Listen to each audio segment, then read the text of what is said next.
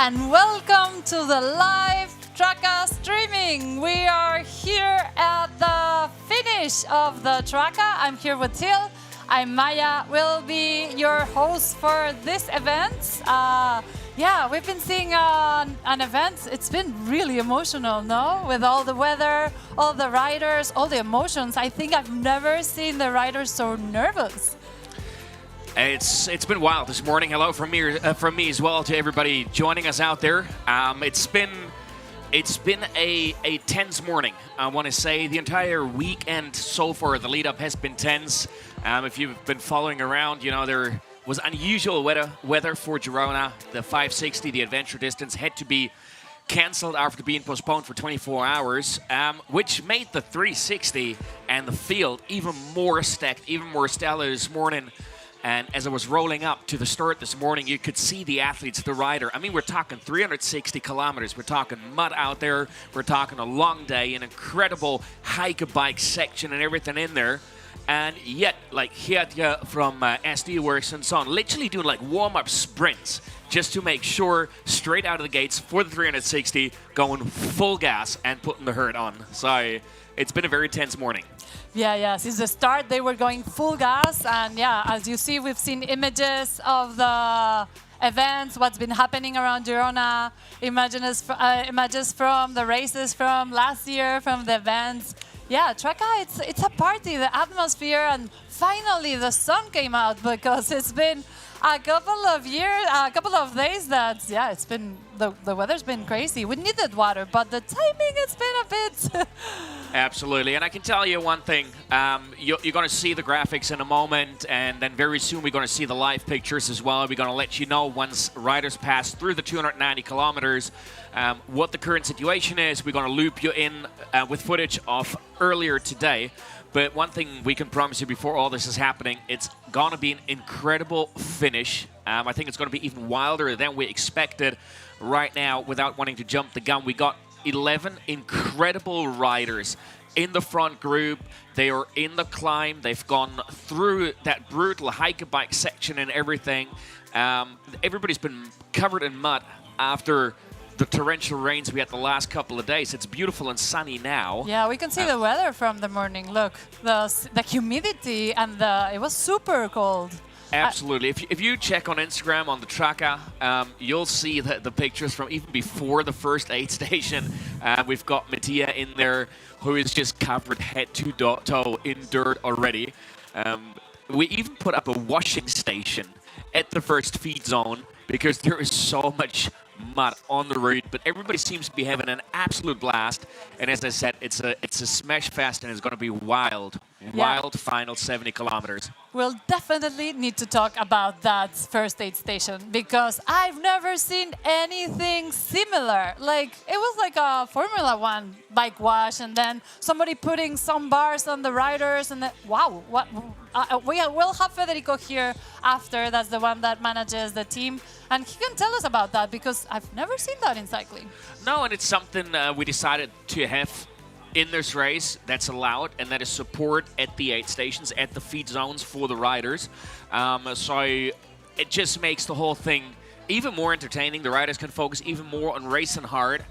And, you know, we've seen some spectacular things this morning.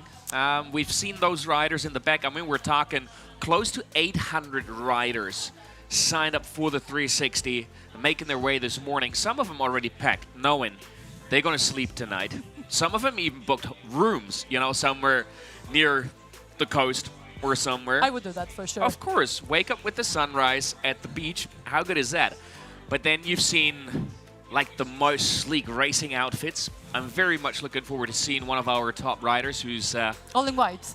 All in white. Oh my God, I saw him this morning. White shorts, white jersey, white shoes. I would never do that for gravel. Well, I was standing in the media and I'm like, what is with him? And the one girl was like, oh, it's his first gravel season. He'll learn. Okay. Yeah. So or maybe he gets a jersey every race, no? Who knows? I mean, even Freddie Ovett, you know, who switched from the road to gravel quite a while ago and has got a lot of gravel experience both in Europe and the US. He rocked up in white this morning. I know. I think it's sort of like a medal of honor to have a white, really, really dirty jersey when crossing the finish line. I think it's also like a prize, no? When you like, I still remember one race that Olivia did, and she was wearing whites, and then it turned like gray, and then they even did a photo shoot for the jersey, and she has it hanging on her room because I think it's really special. It's really nice memories, and then white stands out. It really does. It really does. But let's talk a little bit about the race. It's incredible fast. It's way faster than I would have expected with the conditions and the mud out there. And one thing that is like a dead giveaway that the race is really fast is that the fact that Ulrich Barthelmes, Uber Cycling, has not posted a single social media update from the race so far, which means he cannot get his hands off the handlebar. Otherwise, he's always the first one on the social. That hasn't happened yet. That just shows you how fast the race is right now. We'll show you how the course will start. We've seen some changes from last year, and then we did also a little changes for the weather. I know Gerard took some of the parts of the routes away because it was a bit muddy, and then he just fixed some river crossings so we can see the starts. They go up a road. Yeah, it's been an incredible group effort from the team here, from Gerard, also the boys from Right With GPS, who supported the route this year. Last-minute changes, but as you said, it starts out rough on the first one, straight out of Girona into that climb, and a somewhat sketchy descent. Mm-hmm. It's a purposeful descent. It's meant to split the field apart for what's to come. Yeah, and then we have the flattish parts, then you get together with a group, but then after the first station, the fun starts, no? It does, and that's a brutal thing about the route here is you got this flat part in there. So if you're stuck between a slightly too fast and too slow group, you want to expend that extra energy and get into that faster group, because then you see the climbs are coming, but the long flat bit in between is got headwind on a normal day. So you want to be in a group, you do this double climb, which is really, really sucking your energy, but then it's a long, long flat again. So the race is not just about the power, it's very tactical again before now heading into the next climb at about the 270 kilometer mark. Yeah, and we're waiting for the pictures after that. Yeah, we'll see them just after that. It's Almeges. It's the last long climb before getting back to Girona. I think that will split the group, and then after that we can see how the race is gonna develop. Yeah, we haven't. That's the 360 kilometers. Only that. Slightly challenging, and you're seeing the pictures. Yeah, we can see the weather. Because you see the sun now, but the last 4 or 5 days it's been raining non-stop. I haven't seen rain like this in Girona for 4 years, or no, maybe 2 years. But yeah, it's been really muddy, really moody, and yeah, the rest of the world has sun, and in Girona we've had the clouds. As I said, we needed the water, but the timing has not been the best. But finally, we get the sun, and yeah, it's been really muddy and moody, but they're gonna have a great day. Tougher day than expected, but yeah, the weather is what we play with. You know, it's part of the adventure racing. That's really what it is. And there has been some discussion about the 560 not happening within the end of the day. You know, it's never an easy decision for race organizers, so it was very well thought through. And I like the attitude that Ulrich Barthelmes and some of the riders showed, which is simple math. You know, you can't do the 560, you do the 360, and the 200 still adds up to 560. And this is an outdoors event. You know, you're always dealing with the elements. It's part of something you adjust to in every ultra race, really. And you could definitely tell in terms of the attitude in the last couple of days who has the experience of going 2, 3, 4 days in terrible conditions, or who might be new to it and was kind of like a little extra nervous about what was going to happen. Yeah. Talking about that, Traka is part of the Gravel Earth series, so we want to show you a special video about this. We have broken the rules. Do not let anybody tell you how to live. Do not let anybody tell you what gravel is from an office. It's not just about competition. It's about respecting the environment, connecting with nature, dreaming of great landscapes, and above all, sharing them with you. We are from different continents, but we have the same values. The best events under the same flag. Wave it strongly in scenarios that you'd have never imagined.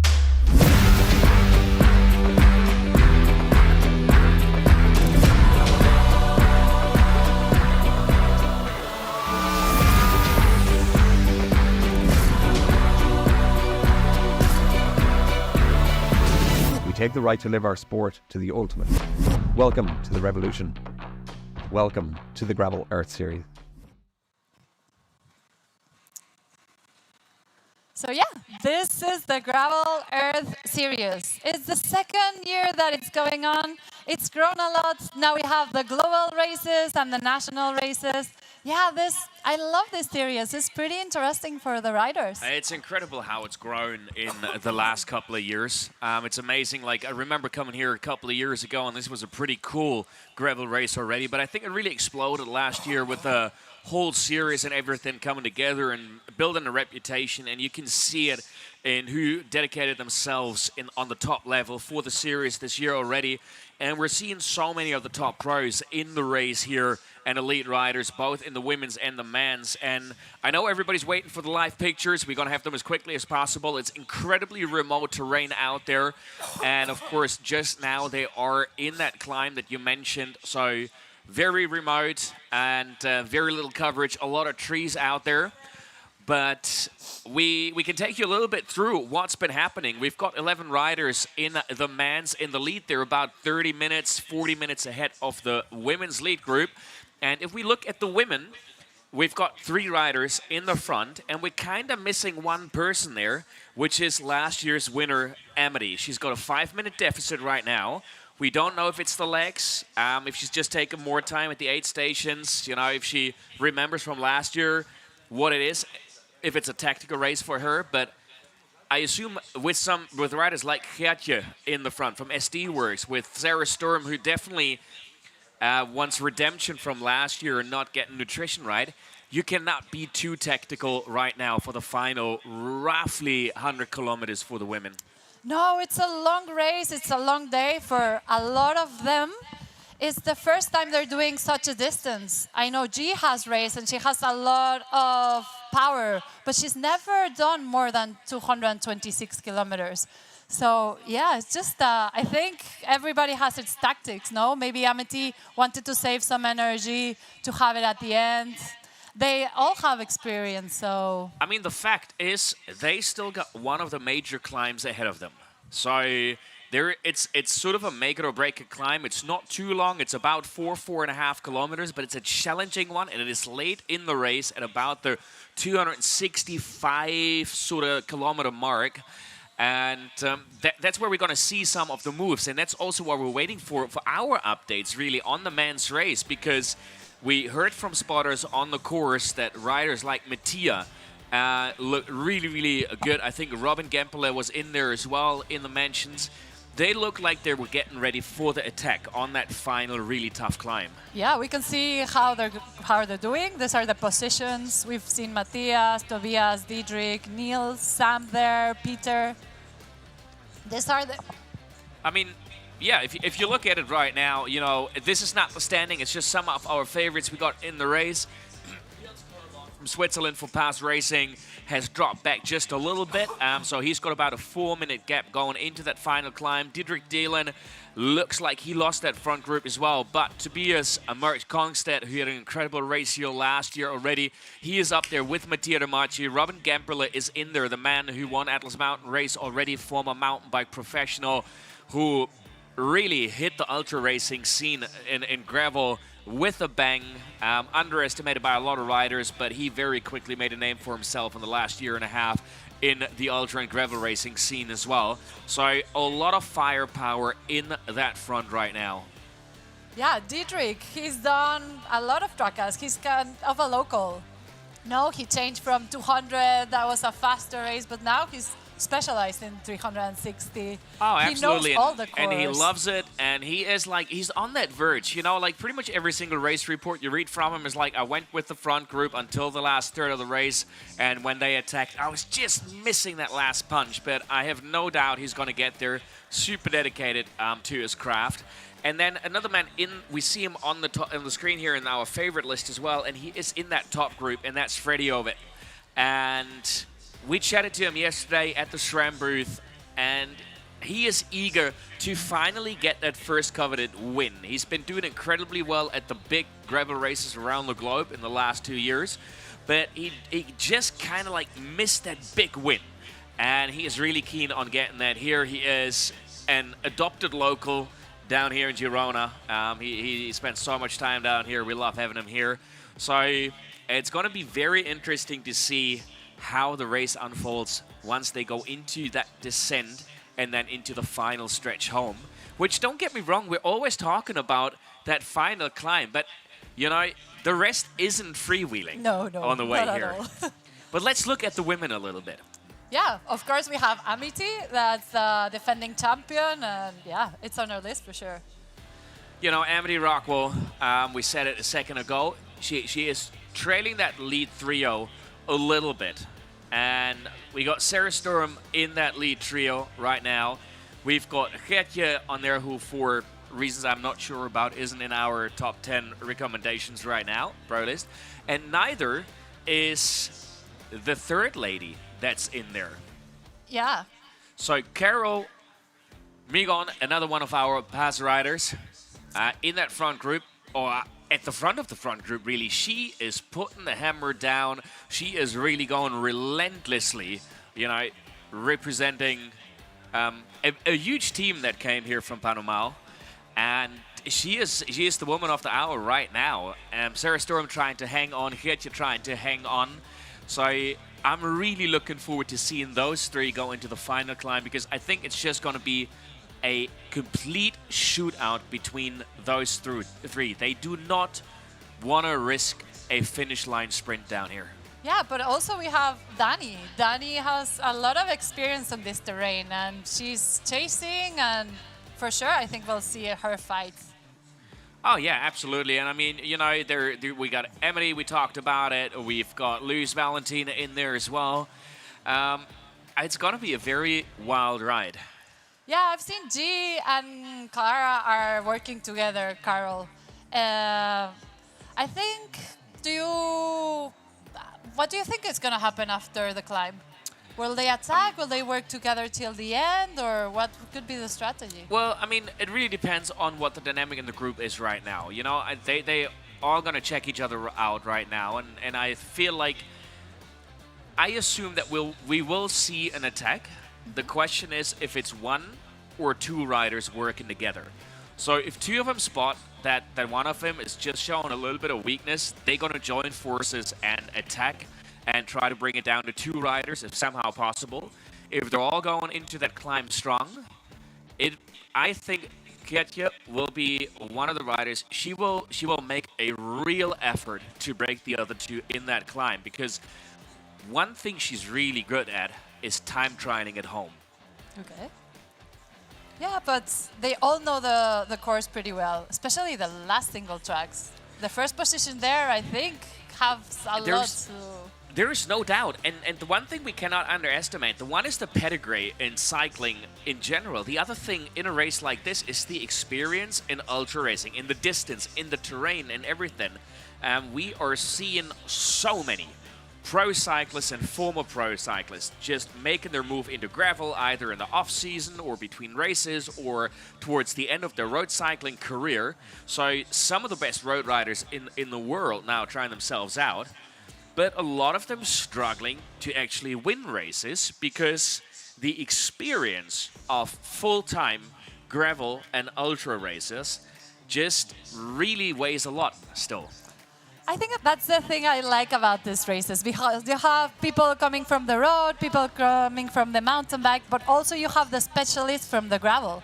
And that's really special. I mean, if you look at it, you know, we got Daniel Oss racing here, was second at the UCI Gravel World Championship last year. We've got somebody like Lucas Baum racing, who comes from the mountain bike side, winner of Cape Epic with his team partner Georg Egger in 2022, for example. We got Lorena Vivas from the road, actually still racing on the road incredibly well. 4 season wins already, plus a couple of stage wins in the early season. So we're going to see her in the 100 on Sunday. Sunday. So they're really coming from any kind of cycling background, really. We're seeing a lot of cyclocross rider now switching to gravel as well.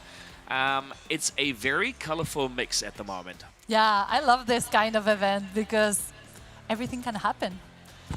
It was really special also. They showed us some images of the hike bike. We did a video, we told them that you had to walk, and still, just when they arrived, there was one rider like, what the hell is this? It's like, come on, we've talked about this. It's an adventure. It's not just that. You know, if you're racing up there in the front, and the fact is right now, the camera is with the front. So if you're in the camera picture, you're riding in the front, do your homework. You know the route. Know what you're letting yourself into. And you know, I'm guilty of it. I mean, I did a race 2 years ago, and I was very surprised by how brutal the terrain was, and I was really annoyed throughout the race and the first 2 days afterwards, and then I had to accept it was actually me who didn't do the homework, and not the organizer's fault, you know. And if you want to race in the front, you got to know the terrain. You know, you got to know what you're in for, you got to train for it. You look at a rider like Niels Corvon from Switzerland. He does an incredible amount of mountain running and so on, and he regularly in the hike and bike section beats everybody by like minutes, depending on how long the thing is. I remember racing with him in a race where the hike and bike section was a good solid 50 minutes to an hour. He did it up and down in 35 because he's prepared for that kind of stuff, and that's part of it as well. And you want to know where to attack and so on. So I don't feel any pity with anybody being surprised by the hike and bike sections. Yeah, I think this is the difference between the UCI races and these adventures. Also, I think the material, the bike gearings, the shoes they're using, it's pretty important, especially in day like today. It's very interesting to see the different kind of material the riders at the top are riding in this race. And I'm not gonna lie, I'm not fast. And I learned yesterday, again, looking at the equipment, why? Because I'm also way too comfortable. On a race like this, I would go as cushy as possible. You know, like a comfortable position, wide tires, not too much tire pressure, and they're just going absolutely wild on the racing horses. And we see them in the picture right now. And that is our women's lead group we're seeing right now. Sarah Sturm, I believe, in the front, and then it's Gertje right behind. And then Carol Amigon. It looks like that's our top three at the moment going into that climb. We apologize if the picture interrupts every once in a while. As we said, very remote terrain, but we try to get you those pictures as fluently and as quickly and as often as possible. But we are in a climb again. It's a 9 hours 33 into it. We were speculating what's going to happen in the climb. And the two that were kind of sort of working the most together in the front, which were Carol and Gertje, are actually the ones sitting in right now. So I was wondering if that was a sign of Sarah maybe being a little bit tired, and if we would see that double attack from Carol and Gertje. But right now it's Sarah actually taking the lead. You know, riding them up the hill. Here we can see it in the picture again. Yeah, this is the famous Els Medes. It's if you do it fresh, it's not really a hard climb, but they've been doing it for 9 hours, and it's an almost 9 kilometer uphill. It's a powerful uphill, but it still has its bits. And then if you're tired, maybe. I know G knows it perfectly, and Sarah has done it also. So, yeah, I'm really looking forward to the tactic they're going to take. I'm still struggling with your saying that this is not a hard climb if you're fresh. I mean, even then it's a challenging one. The good thing about the terrain is if you look at the ground there, it's like a coarse kind of sand and some rocks, so it dried out very quickly. You have a lot of traction. Actually, the rain in the last couple of days flushed a fair amount of rain up there, as we're seeing Alistair Brownlee just riding by. Hello, Alistair. We're going to see him race as well. He was actually out earlier today on the route with the one and only Janos Wintermantel, who got his race in the series, in the Gravel Earth series as well last week in Utopia. So those two were out checking out some of the parts, the first bit of the 360 and the 200. And that's where the expression, it's a sketchy descent, came from. I'm gonna love seeing Alistair tomorrow. Yeah, it's nice the mix. Now you have what we're saying, cyclists from the road. We also have mountain bikers, but now we have triathletes as well. Gravel is taking everything. Oh, absolutely. And you know, we want to talk about the race, the 360 here today, but if you got somebody like Alistair Brownie, a multiple Olympic champion in triathlon, racing here today, one of the most established triathletes in the world, who started taking on adventures while still actively racing triathlons a couple of years ago now. And he is going to be a real threat tomorrow. He's going to be some serious entertainment to watch because he got one mode, and that is full throttle. And, you know, this man knows how to attack. I think he might still hold the record at Badlands for the fastest time until Aid Station 3. In his first year, they were going absolutely mental. He was destroying folks straight out of the gate. So he is going to be a lot of fun to watch tomorrow, without a doubt. And I believe you'll be live for it again. Yes, we'll have the event for tomorrow as well. And yeah, it's, if today is a deep field, tomorrow, oh my God, we have such big names and people from everywhere. We're back to the women. Yeah, and I actually need to correct myself. I was going, we've got a little bit of reflection on the screen. I was going by pure body height, so I thought Sarah was leading the group up, but it's actually Carol in the Panama kit who is leading the group up the climb. And if you look at the surface right now, you see how much rain we hit in the last couple of days. Everything is washed out. It's fortunately dry right now. And I am looking forward to seeing who our top three are, because Carol, that G, is a and I man think it's in a position man. 3. Yeah. So I believe they did indeed drop Sarah. It looks like they made their move. It looks like they're working together and really pushing up hard that hill right now. So it looks like the top trio is now a top duo. Not a complete surprise, but never right off Sarah Sturm. I mean, as I said, she's riding with a little bit of anger still in the stomach here. Let's say she wants redemption. She had a stellar race last year, but she just couldn't get the nutrition dial in. She bonked brutally, and that just couldn't hold on to Amity Rockwell last year. Yeah, we've seen Carol had a great season. She was here in Santa Val. She got 5th. Last year in Octopus, she got 2nd. We also seen that she won Indomable. So yeah, she's totally in shape, and I think she's showing her shape. And you know what I'm seeing there right now on the screen? I'm just going to be honest about it. I don't like it. If you're getting passed by the top duo in the women's race, if you're getting caught, don't let them drag you along the route. You know, let them race their race, you know, back off a couple of meters and let them do their thing. Because one way or another, you've got another rider there, and it's just interrupting your flow and so on. You always have to watch out for that other person in the group that is not part of your race right now. Yeah, that's I think the woman we always have to fight, and it's a bit of wasting energy, so we just go with the flow. But yeah, we would like to ask the men, if you see women fighting for the podium or just trying to do the race, let them be, and yeah. Well, he's going to pay bitterly in the end, because I can tell you right now, Carol and Katja will destroy him in what's to come.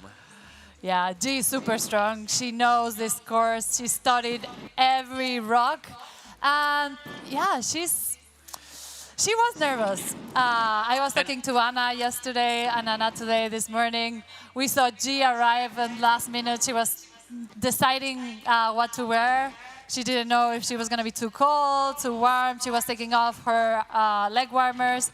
She's really strong, but it's her first year going professional. She used to help out the track. She was soigneur for the girls. So she knows how the cycling world functions, but now she's part of it. And yeah, I'm really happy to see her there. I know she's super strong. I've trained with her, and I only go with her on the easy days because she is so, so strong. I'm not going to lie. When I walked up here this morning and I saw her at the start line, I'm like, what is she wearing?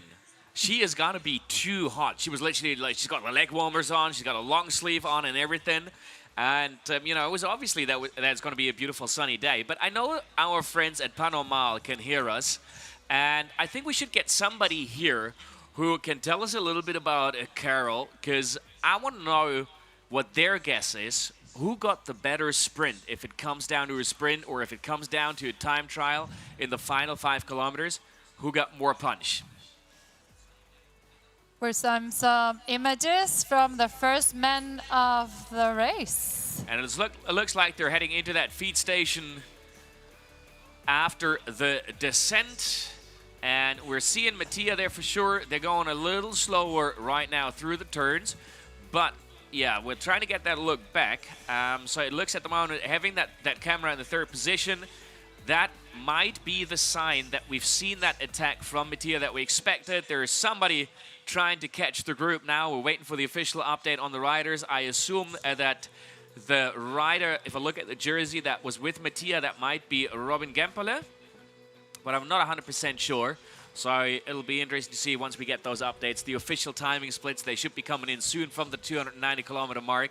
But the one jersey, very easy recognizable, that was Mattia, who, well, has won his fair share of races here at the Traka already. Yeah, we're seeing them back here. Mattia has done all the 360s, and not only done all the 360 races of Traka, he's won them all. So, yeah, he was a bit nervous yesterday when the course was changed, but he's strong. He has a lot of knowledge, a lot of... Yeah, he's done this race so many times. So, yeah, he knows. He's pretty expert. So all 3 back together, and it looks like they're just taking it a little easier through that area. You've got this short stretch where we had to share the route with, you know, the pedestrians, some folks out there hiking, and they are on their way now into the final stretches. Not long, we estimate about an hour and a half-ish to 2 hours from where they are right now to cross the finish line down here. Yeah, we're expecting, because of the terrain, they're gonna go slower, but they're smashing it. They're going super fast. 9 hours 42 into the race as we're switching back to the women. A few more men joining the gang here on the climb. At least what I'm going to give them, and I hope it stays like that, they're holding back. You know, they're at least staying behind our leading women's duo. And just as I was saying, they're proving me wrong. Yeah, on the right we have the women, on the left we have the men. Yeah, so excited to see. Yeah, it's going to be super special finish. It's going to be an absolutely wild finish. But again, you're seeing, you know, what we're seeing in the split screen right now with the men's race. After the descent, we've got that long flat stretch again. And that's why it's so important to try and stay with the group in the descent to make sure you're going into that flat stretch, because you can lose so much time. You know, if you're on your own versus a group, can make a huge difference and can make or break your race at that stage. Yeah, we have some climbs, but the flats are pretty long as well. We didn't see anybody with time trial aero bars, no? I've seen very few riders in the pictures. Yeah. Not many of them.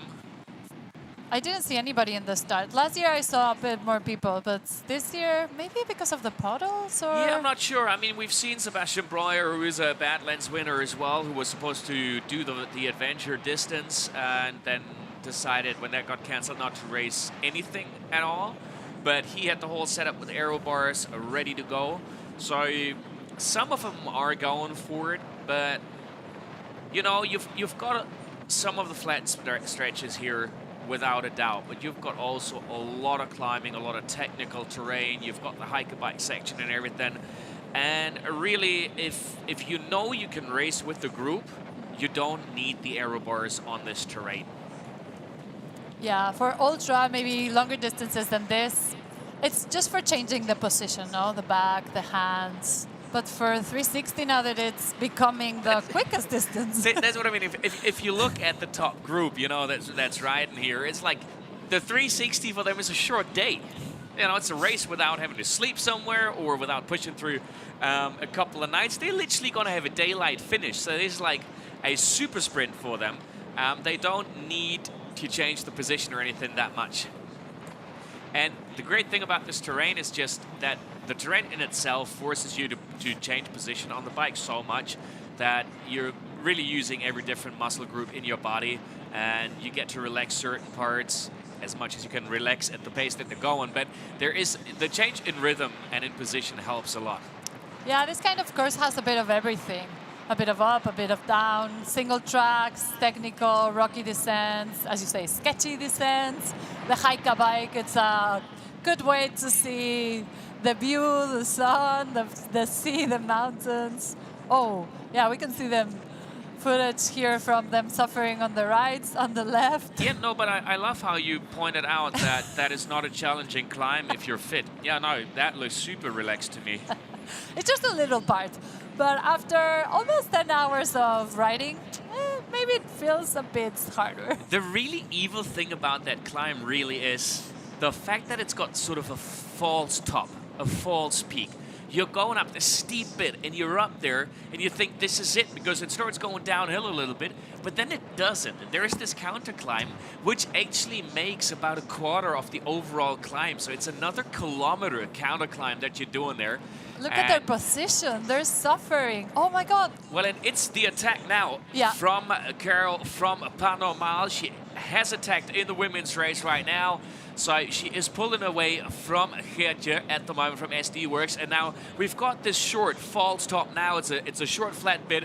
And if Geertje wants to have a chance to get back in with Carol, this is the moment where she really needs to go through that herd, push over the hill, dig really, really deep and close that gap, because if the elastic snaps for that next kilometer of climbing, it's a huge mental advantage for Carol right now. Yeah, I think Carol is a good climber, and she knew she needed to attack here because G on the flats, you'll never get her off your wheel because she's, we call her the giraffe. So her in the flats, it's unbeatable. So Carol did a good move here. We'll see if G has the mental strength or the leg strength to just fight for that. And I for sure see a good fight at the end.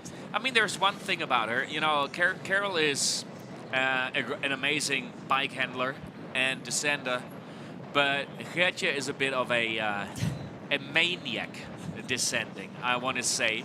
And the descents, the two descents coming from where they are, you can risk it, but you can make up serious time if you risk it there. But you can see now on the left-hand side, she's on the right-hand side of the screen, on that left side, the gap is opening up to the two in the front. They are near the car right now. They've gone past the car.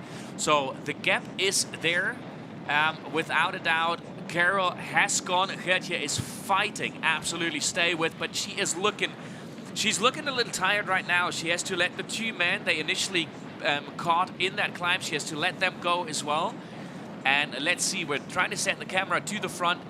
It is a real gap now. I think she just dropped the power at a terrible, terrible moment in the race, and the gap is opening up fast right now for our Panama rider, for Carolina Migon from Poland.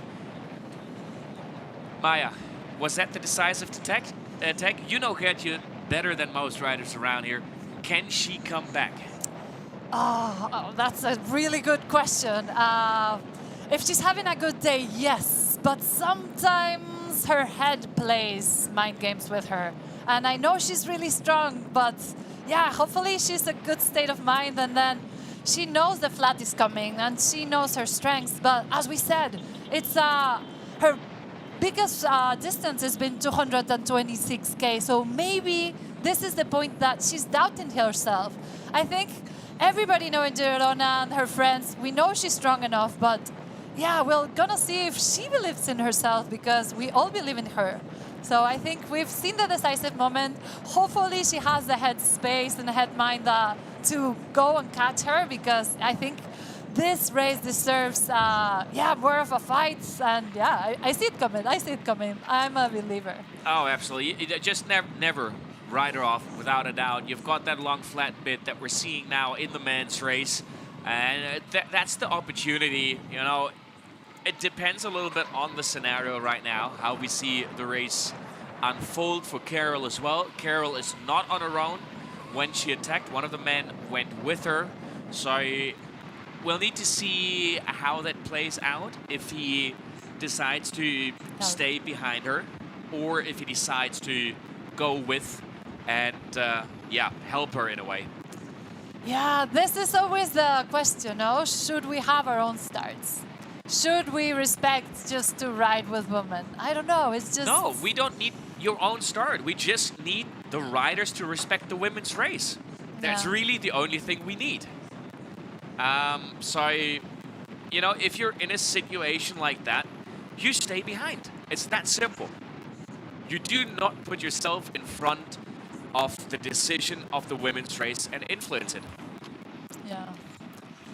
So, Mattia De Marchi, we see him here from Enough Cycling Collective, and then Rob Britton, the man from Canada on his factor, flying with. That is 1 and 2 right now, and then Peter Stedena from American Gravel. Mattia, he is racing here. So that's the top 3 right now. That's our trio that went into the final stretch together, and I'm going to call it right now. This is the group that's going to make the podium. The big question is it going to be a sprint? You know, nobody knows this terrain, this route, and the feeling of winning here better than Mattia does. So that's a huge advantage. And we all know how incredibly deep Mattia can dig. He's proven this over and over and over again. And I know he had a rough start to the season, but boy, did he shine last weekend at Utopia, where he took the win. So he's got the experience, he got the power in the legs. The big question is he recovered yet from Utopia? He was uncertain himself yesterday when we talked to him. He said, we'll find out today, but I don't know. I really left it all out there last weekend at the race. And maybe we're going to hear a little more about that because we got the race organizer following me with you on the live stream here. So Janos Wintermantel is going to join in 20 minutes as well.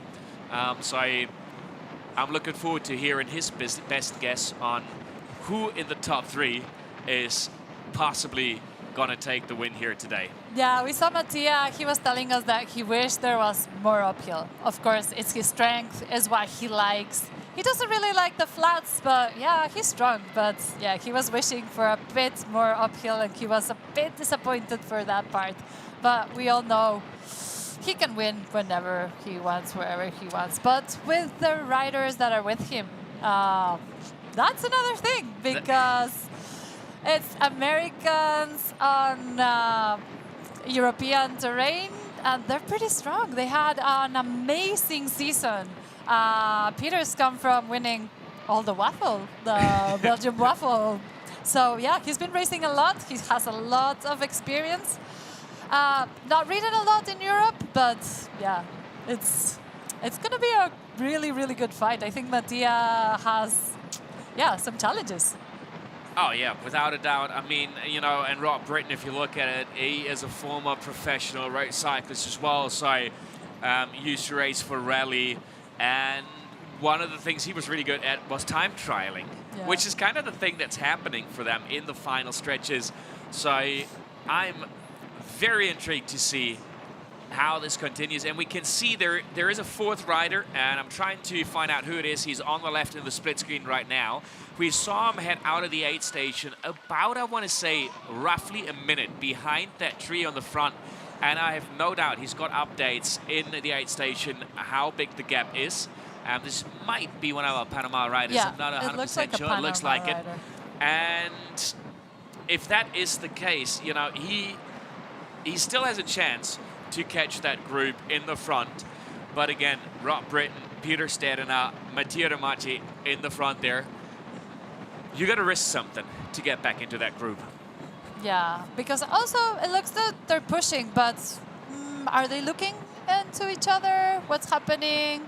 Maybe slowing a bit down. They can take advantage of that. I don't think there's going to be a lot of slowing in that front group right now. I think it just looks fairly relaxed because they're actually working together really well. They're switching the front, so they always got somebody in the wind and just, pushing the power or pushing the watts in the front.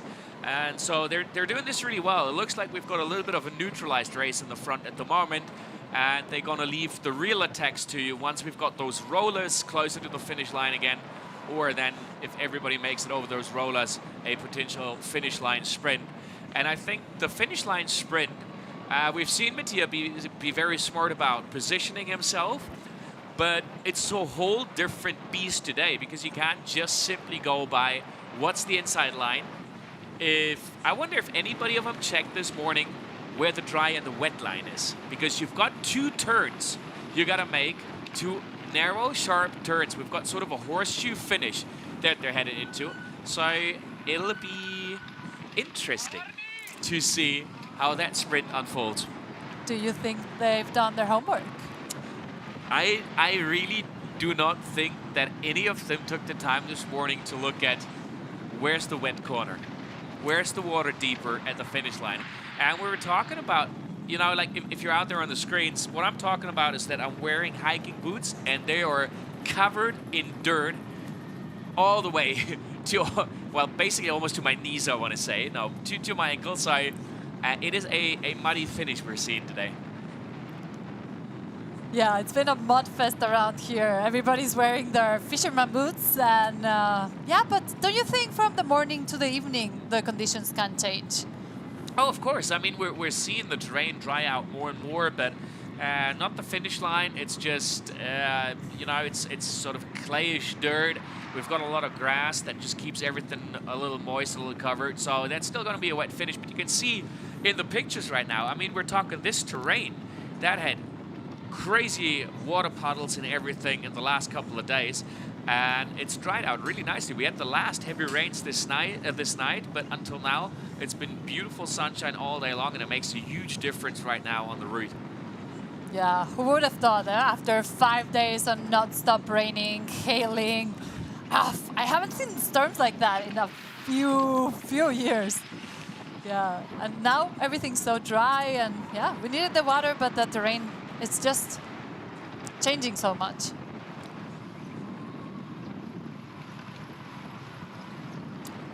Let's talk a little bit about our top 3 riders there. Let's start with Mattia, who is fully dedicated, I want to say, to the gravel and the ultra racing scene, who's won a lot of races. He sounded almost like he was very close to retiring from ultra racing after Badlands this year, after having to pull out of a couple of races consecutively due to health issues that he couldn't quite put his finger on. But as she said, like, he won all the 360s here. He raced them all. He's the kind of man who wins the 360 and then rocks back up to the 100 and does that as well, and might just win that as well. And, here he is racing again. And that is definitely a man to watch. But if you look at Rob Britton, who raced professionally on the road up until a couple of years ago.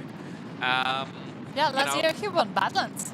And it was his longest distance, and I still remember when he crossed the line, he's like, ouch, this hurts. But he still did it, and he did an amazing job. He was so fast and prepared.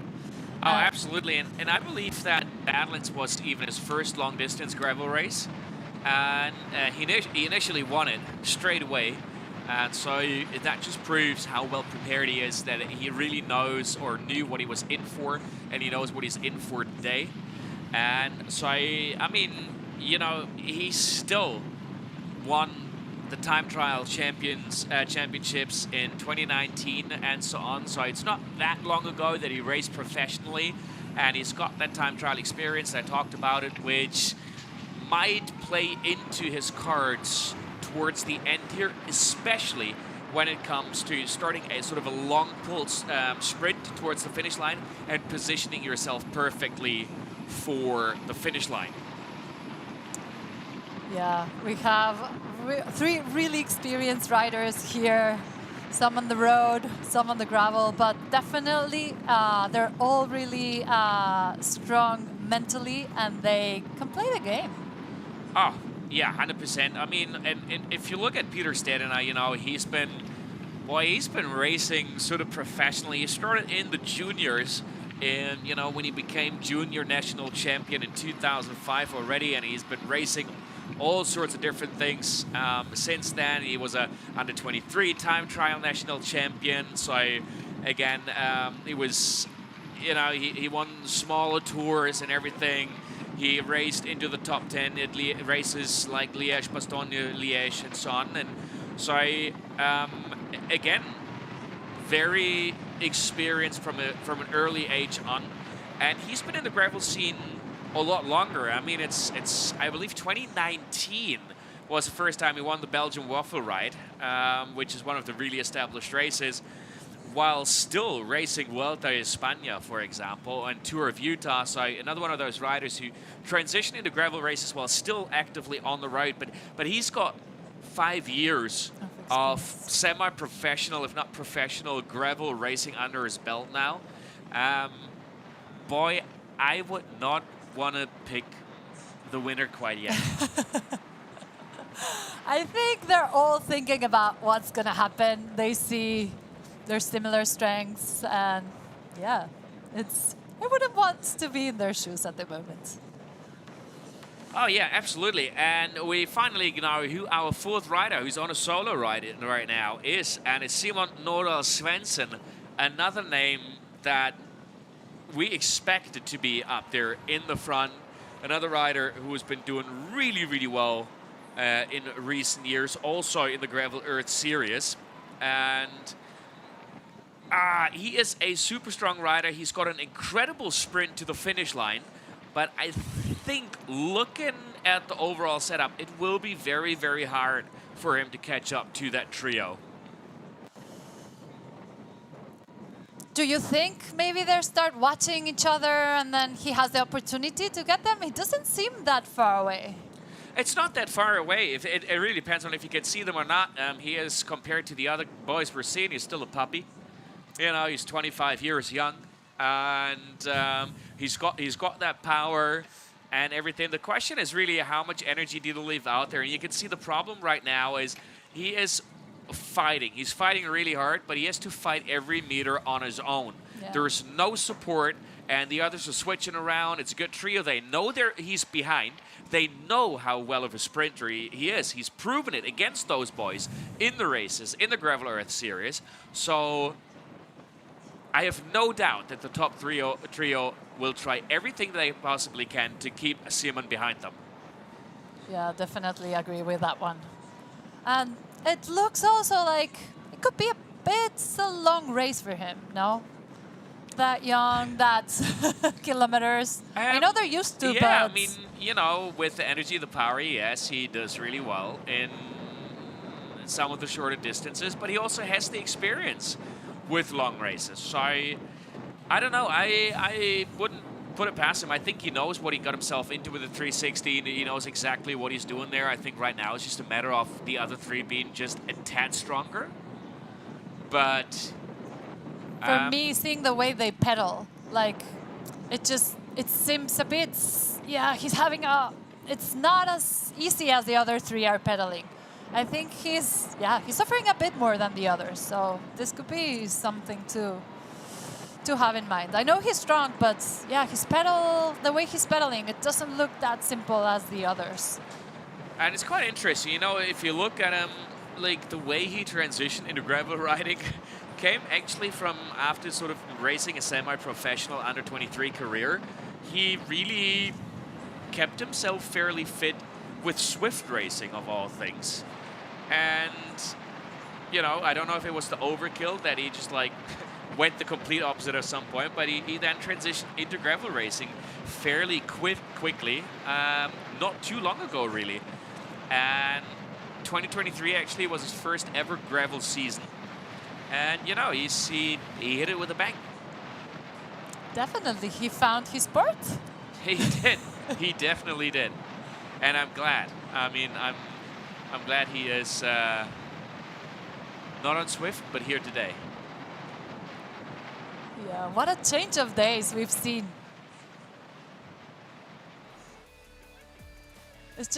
it's unbelievable, no? Yesterday, the black clouds, the hail, the storm, we saw double rainbows, and today it looks like a summer day or spring day again. I would like to be out today if you have any allergies. I've seen so much pollen flying around. I mean, it's, yeah, I suffer from it. It's not pleasant right now, I'm not gonna lie. But I just want to jump back to Seaman. If you look at it, he started racing in 2023, and he straight, like, he went for it. He didn't hide, you know? He went straight into the races that matter in the calendar. He went straight for a US campaign with Gravel Locos and, you know, like the Belgian Waffle Ride and everything.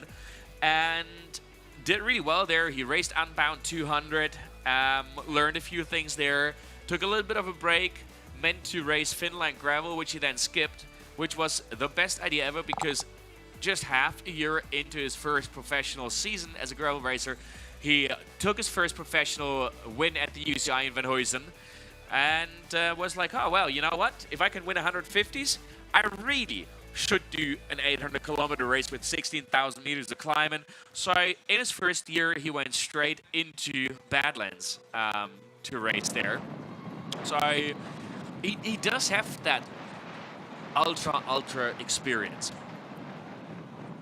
Yeah, that's pretty impressive and amazing for the age he has. I don't know why I think ultra racing is, you need to be a bit more mature, but we've seen so many young cyclists start doing ultras, and yeah, I think they like the challenge. I think ultras is just a fight against yourself.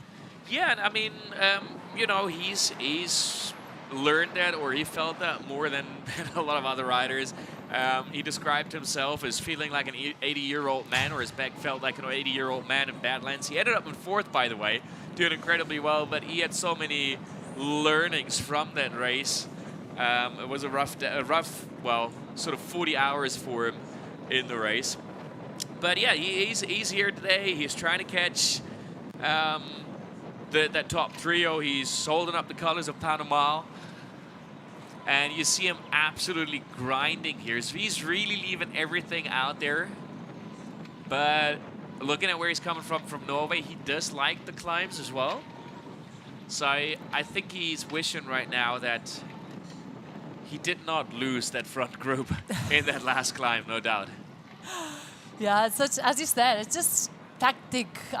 It's a tactic route because it has its uphills, but then it has its long flats. And who wants to stay by himself, no? Doing those flats, you want a bit of a group. I think that's why also, like, Mattia attacked last year at the second big climb, and then he did the rest by himself. But I think this year, with the field they had, he's like, no way, I'm doing those flat sections by myself. Well, it's not just the being, you know, lonely and having to fight for yourself. But the other thing is, in a 360-kilometer race, you're inevitably going through highs and lows within yourself, in your head, in your body, and everything. And there's no distraction for him right now at all. And you can see he's grinding harder than he did earlier in the race. He keeps shaking out his left leg, which is not an ideal sign. I think he's really pushing hard right now. He's really tried everything to catch up to that group. And they're sort of heading into that terrain now in the final 50-ish kilometers where it's not hard in a sense, but you got those short, hard rollers that just, if you're not feeling it 100%, can really slow you down and take a lot of energy. Yeah, they're going to go through Brunyola and those gravel paths that are, as you say, they're not hard, but they're tough, and they're not easy rolling. You really feel them. And I think also another thing to have in mind is the change of weather. This morning it was so cold and humid, and now it's way warmer. The wind's been blowing a lot. Now it's stopped a bit, but those changes of temperature, they hit the body differently. And especially that the last 5 days, it's been freezing. It's been pretty cold, and then I don't know how the body copes with this. Absolutely. Plus what you just said, you know, it's the allergies. I mean, you see pollen flying around everywhere. The sky or the air is white. So that makes a bit of a difference as well. We've got this short stretch across the freeway bridge on tar now, because before they're making that sharp turn again, and then down into the gravel again. So just a moment of finding a little bit of a rhythm, and seeing that gives us a little bit of an idea that the gap by now is bigger than, well, Seaman would have hoped for, and then we possibly expected. So yeah, that is that left-hand turn. If you were to go straight, you head straight onto the golf course. So they're making that left. They're going to loop around the golf course right now, which for our football/soccer fans is also the training grounds for FC Girona, the football club. We might see a couple of beautiful villas there. And you see where he is right now. That is still that bit a little bit through the forest. He needs to descend down to the street, make a left-hand turn, and then head right over the bridge. So he's got a couple of meters. I want to say this might be close to a kilometer that he's behind already, and I don't think he can close that on the boys in the front there. What goes through your mind when you know you're close, but the gap is growing? How do you get yourself motivated? Honestly, I don't know.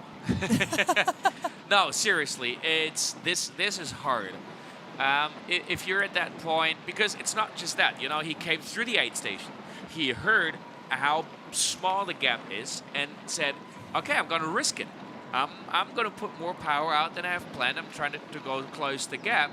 But the reality is he's never getting them into sight while draining his batteries. And with that boost of motivation, they're not far away, turns into frustration.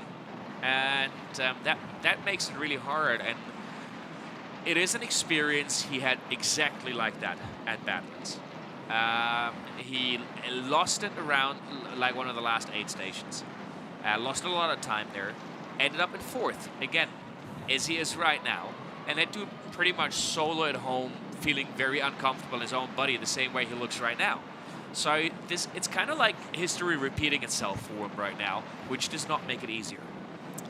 No, when you have those demons in your head telling you like, oh, push it a bit more, but then you can't, and then it's just yourself fighting against that, and it's really hard. It's really hard, no doubt. And you know what looks like cruising right now. You see now he is just now going up that freeway bridge on the other side. And look at it, he is pushing over, his entire body is wiggling, he's out of the saddle again. And you compare that to the right-hand side of the split screen, it's just, you know, in the front, they're just going and going and going. They are looking a lot stronger right now. Yeah, just having a bit of a group with a bit of a rest, I think it's just game changer. As Mattia knew, he had to work with a group because it just gives you a bit of rest, if you can say so. Yeah, absolutely. And you can see it if you look at the body language. You look at Seaman, who's just every opportunity he has, he needs to shake out the legs and so on. He's definitely feeling his muscles, you know, with the change in weather. He might just feel sort of a little bit of a cramping or something coming up. You have to be really on top of your nutrition, especially in the morning that it's so cold. You don't want to drink, or you're not thirsty. But then if you don't do that at the end, you're gonna feel it for sure. It's not just the mornings, you know, it's everything about the days before as well. So first of all, we had it cold and rainy, so it's very hard to focus on your nutrition. You're not naturally drinking enough. And then let's not forget, you've got this incredible atmosphere down here at the expo at the finish line. So it's very hard to just spend too much time on your feet yesterday and, you know, get caught up in conversations and not come back quickly enough. Or get back to the apartment quickly enough. And you see, while talking about this for a minute and a half, we've seen every single rider of the top three take the front of that group. And that just shows how well they're working together, and it also shows Seaman just doesn't stand a chance coming from behind. No, they definitely know there's some strong field chasing them, and they want to work together as much as possible.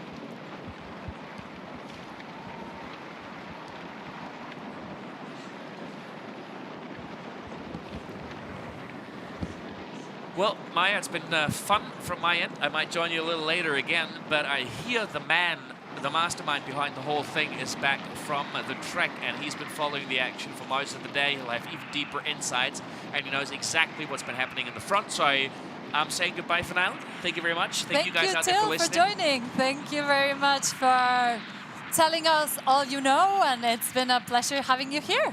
All right, see you later, and let's supplement Gerard, our race director, in.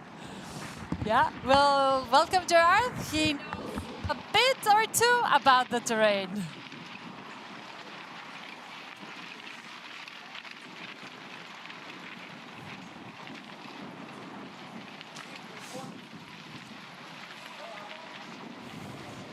Hello, we're here with Gerard. Hola Gerard, ¿qué tal? Bien, muy bien. Estamos aquí ya en esta parte final después de... ¿Cuántas horas llevamos ahora? Llevamos 10 horas con 15 minutos. 10 horas ya, ¿eh? 10 hours. Y la verdad es que, bueno, muy contentos. Cuéntanos un poco el cambio de recorrido. El cambio de recorrido... el cambio de recorrido, pues, como bien sabéis, estos últimos 5 días ha llovido en Girona, lo que no ha llovido los 2 últimos años. Y evidentemente, claro, pues hemos tenido que hacer algunas modificaciones. Ayer por la tarde todavía estaban 6 personas del equipo con los 4x4 haciendo punto por punto. Yo en la oficina me iban pasando fotos de ríos desbordados, de caminos rotos, íbamos modificando. Claro, es muy complejo modificar un recorrido porque no solo implica hacer un track, sino que hay unos puntos de control, hay unas autorizaciones, o sea, hay un trabajo detrás bastante complejo y hemos tenido unos días bastante movidos a nivel de seguridad, pero al final decidí recortar especialmente un par de loops en la parte alta, en la parte de la albera, que creía que eran bastante técnicos y podíamos recortar un poco de tiempo. Básicamente sabíamos que la media del año pasado estaba en 29 kilómetros por hora aproximadamente o 30 y yo quería un poco pues compensar este tiempo con el factor de que este año era mucho más lento por el barro, los charcos. A la salida las 2 primeras horas han sido una locura porque estaba todo súper encharcado. Barro no ha habido, pero estaba el terreno bastante complicado. Pero bueno, bien, parece que de momento está funcionando todo bastante bien. Estamos muy contentos de que por fin haya salido el sol y la gente pueda estar disfrutando de lo que es Traka 360 en su esencia. Y muy contentos también porque estamos viendo ya la parte final, que se cumplen todos los pronósticos y vamos a vivir esta batalla para ver quién se va a llevar esta primera posición. ¿Cuál es tu predicción? ¿Cómo los ves? Tú que los has visto de cerca durante toda la mañana. ¿Qué has visto? Cuéntanos un poco, ¿qué ha pasado? La verdad es que, con sinceridad, estas 10 horas, ¿no? ¿Me has dicho? Sí. Estas 10 horas... para mí, Mattia De Marchi ha destacado especialmente porque ha tirado mucho del grupo, siempre ha ido delante, liderando. En la primera subida más para tiras de la albera larga, el tío se ha puesto delante, nadie le ha pasado una rueda, ha tirado mucho del carro, se notaba que quería ganar, tenía muchas ganas de ganar. Pero sí que es verdad que en la última subida a las mechas ha coronado primero a 1 minuto de Stetina, ¿vale? Ha coronado a... Y de Rob. Sí, y claro, ¿qué le ha pasado? Pues que en la bajada Rob y Peter se le han tirado encima y han llegado en el último avituallamiento juntos, ¿no? Entonces, claro, esto abre muchos más las opciones porque estos últimos 70 kilómetros, 60, son más llanos, más de rodar, y Mattia no se puede destacar tanto en este terreno. Entonces, pero te digo que Peter me ha sorprendido mucho cómo ha bajado de las gabarras. Es un bajador increíble. Creo que al ser un atleta americano que corre Grand Prix Lifetime, allí les hacen hacer mountain bike, ¿sabes? En el Grand Prix Lifetime. Y se nota que tiene una técnica brutal porque, ya te digo, le ha recortado 1 minuto a Matías en la bajada. Y Rob no lo conocía tanto, pero está ahí aguantando. Bueno, viene del mundo de carretera, ha hecho mucho, o sea, se dedicaba bastante a hacer contrarrelojes, el año pasado ganó Badlands, entonces sí que, bueno, tiene todo lo que tiene de carretera, toda la experiencia, pero también ya lleva un buen rato haciendo gravel y ya tiene su experiencia. Sí, está claro que ha sido determinante la subida. La última subida han llegado un grupo de 8, iba Nordal de Paz, iba Freddy Obed, iban 8 y ahí ha empezado a tirar Matías, ha roto el grupo por completo, se ha intentado escapar, lo veías ahí súper concentrado y ha ido descolgando a Peter y a Rob, los ha ido descolgando y ya te digo, ha coronado con este minuto arriba y ahora van juntos. Ahora, evidentemente, hablaba con Peter, que venía hace 3 días de Estados Unidos porque corrió el Belgian Wave de la semana pasada y Peter ha tenido muy poco tiempo de entrenar el recorrido y este último sendero, Sí. a pesar de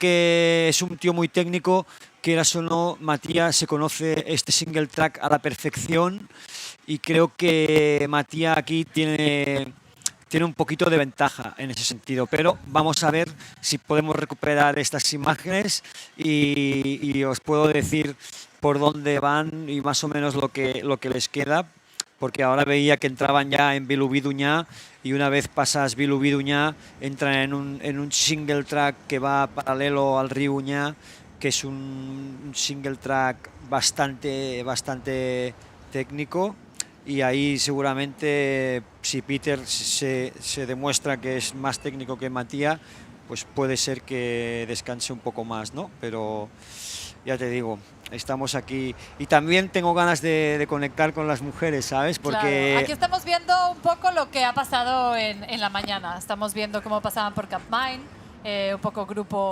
grupo más grande, que fue interesante porque se rompía, se volvía a juntar, ¿no? Es un recorrido que has diseñado tú de, bueno, un poco de subidas, un poco de llanos y bueno, es una carrera bastante técnica al ser así, ¿no? Porque te tienes que plantear, tienes que hacer un planning de, bueno, ¿no? Como Matías generalmente le gusta atacar, irse solo, pero este año con todo lo que hay, sabe que el llano tiene un poco que perder. Entonces, mira, yo, si quieres que te diga la verdad, con sinceridad, hoy me ha sorprendido no la mala gestión, ¿no? Sino el extra emoción que llevaba la gente, porque las 2 primeras horas había un grupo de 80 que iban chillando en cada cruce, en cada carretera que cruzaban, iban chillando, iban súper nerviosos y al kilómetro 180 iban todos súper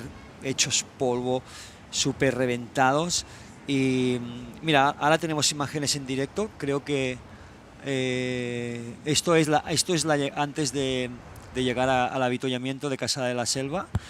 No sé si era Diedrich también, que Diedrich pobre ha tenido un mal día, el año pasado quedó tercero y este año va descolgado, pero lo vimos al principio haciendo un directo como a él le gusta, ¿sabes? En las carreras y decía que había alcanzado el primer grupo, que era un grupo de 20 al principio y se le veía muy relajado, pero es lo que dices, son días largos, también el clima, ¿no?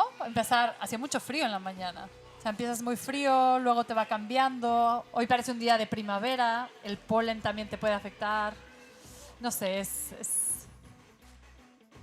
A mí, ya te digo, yo esta mañana la sensación que me he llevado es que la gente ha salido a todo o nada y el grupo de adelante, que iban 80 atletas, han reventado absolutamente, como os dice la palabra, más del 70%, ¿sabes? O sea, y creo que ellos mismos se han dado cuenta de que algunos ya han abandonado, pero se han dado cuenta de que Traka no es solo un evento donde hay un factor mediático y gente, sino que es un evento popular por su dureza y ya te digo, creo que un buen mensaje para mañana y para los atletas que están en ruta puede ser perfectamente de decir, oye, estate tranquilo, intenta acabar, porque realmente salir a competir o a batallar una 360 es para muy pocos a día de hoy, ¿sabes? Y aquí lo tienes, un claro ejemplo.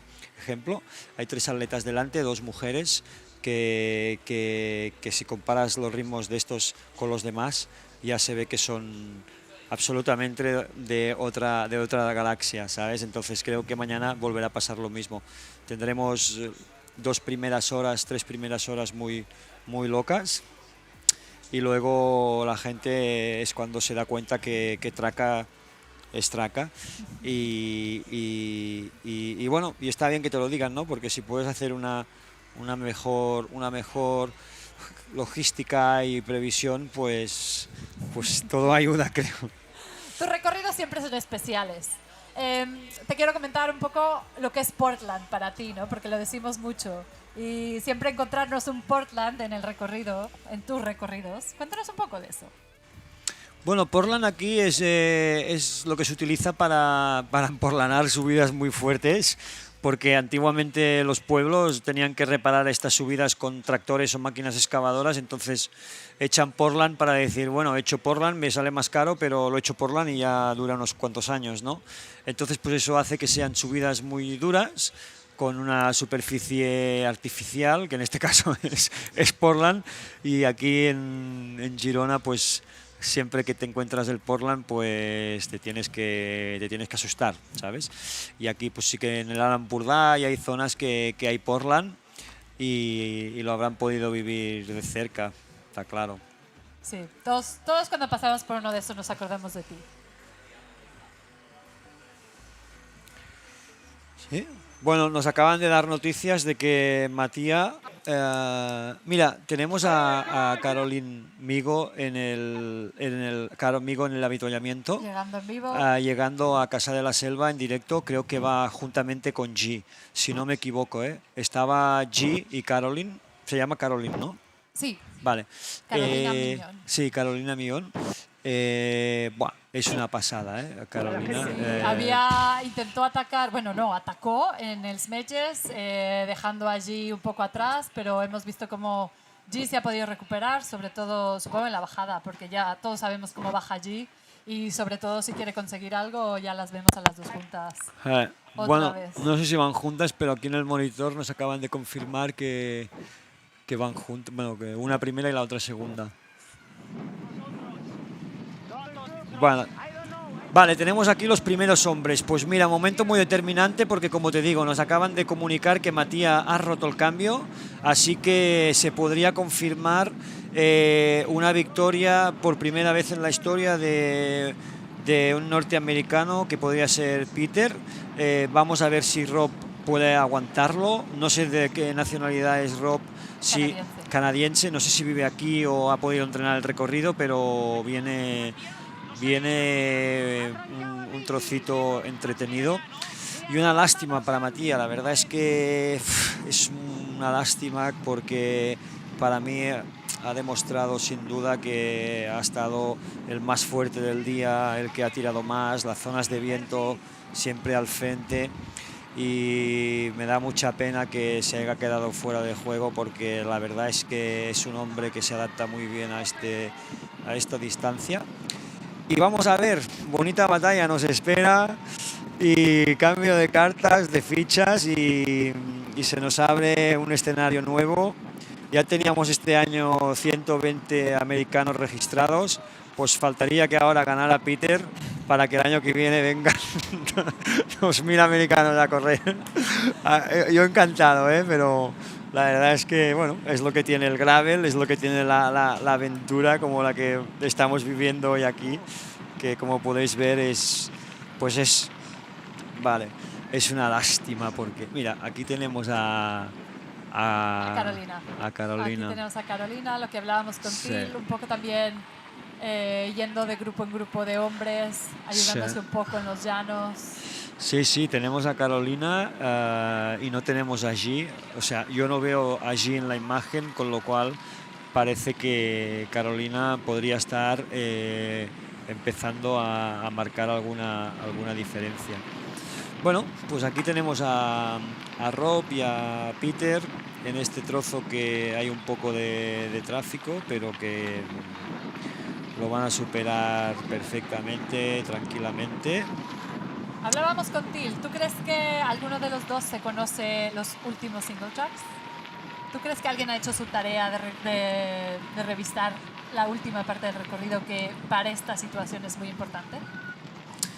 Yo creo que sí, ¿eh? Yo creo que puede ser que sí, que hayan estado chequeando esta parte final, pero también quiero pensar que esta parte final va a favorecer más a Peter que a Rob.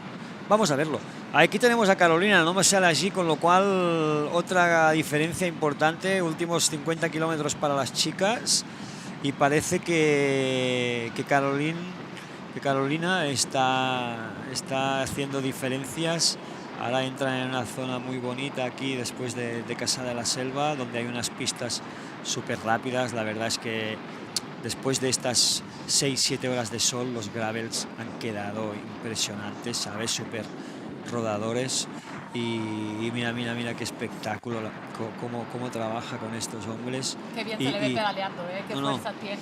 Y encima tirando del grupo, ¿sabes? Que ella es la que va tirando de los demás, va mirando hacia atrás porque sabe que debe estar allí a la persecución.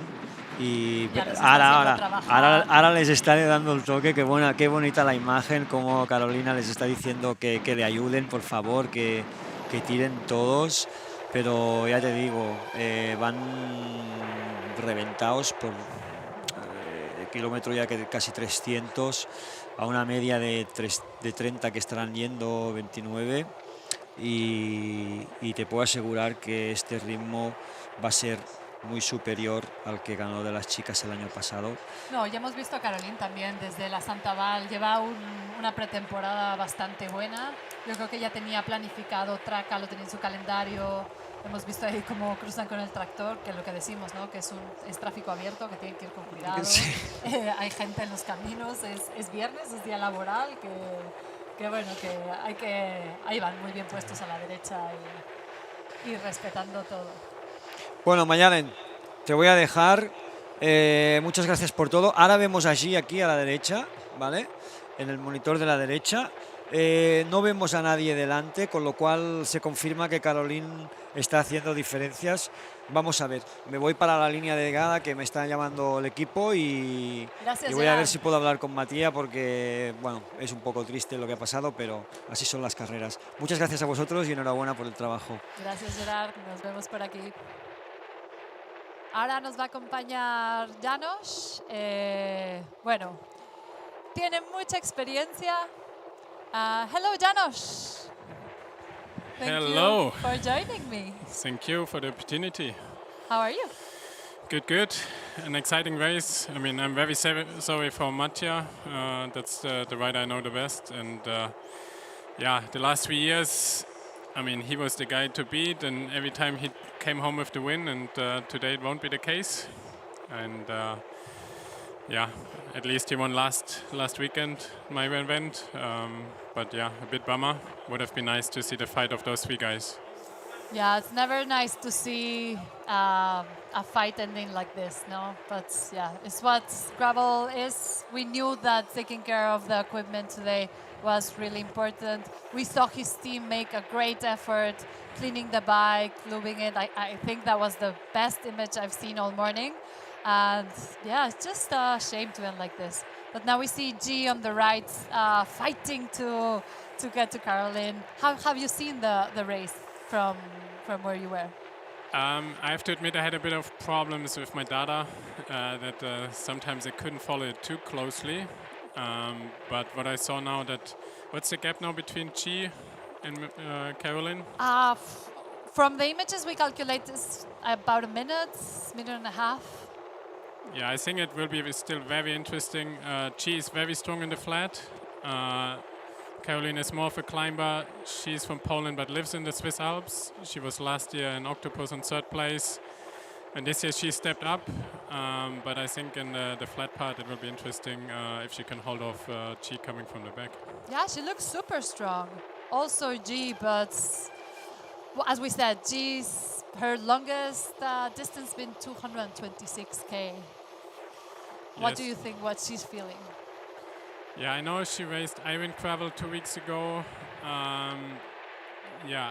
For me, she seems to be like a rider who is mentally quite strong. I feel like she prepared very well for this race. I feel like the biggest thing is getting the nutrition right in such a race, and if she does, I think she will be good for the 360.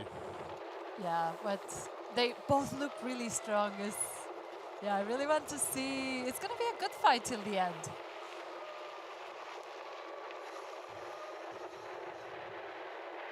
More men coming. The peloton is growing, huh? Yeah, I see. It's far from over. You know well the terrain. What do you think about the last part? Because people think it's flat, it's easy, but it has its stuff, no? It's especially with this kind of mud, drier mud, but still some puddles. The last single tracks. Yeah, it is. Let's say it like this.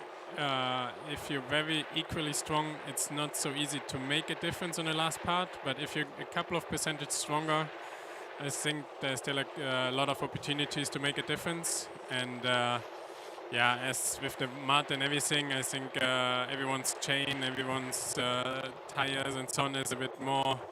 There's a bit more resistance, which means you have to push even harder. I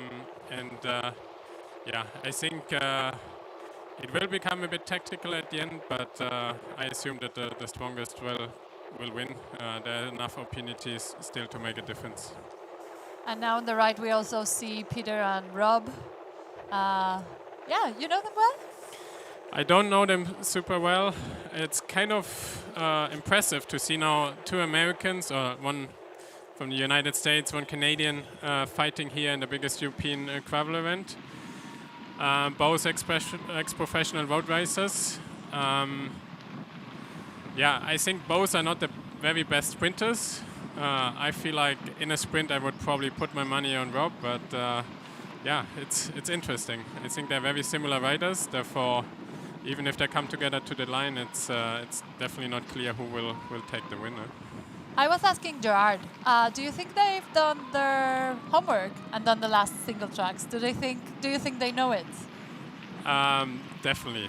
I think, if I'm not wrong, both of them lived in Girona. They frequently came.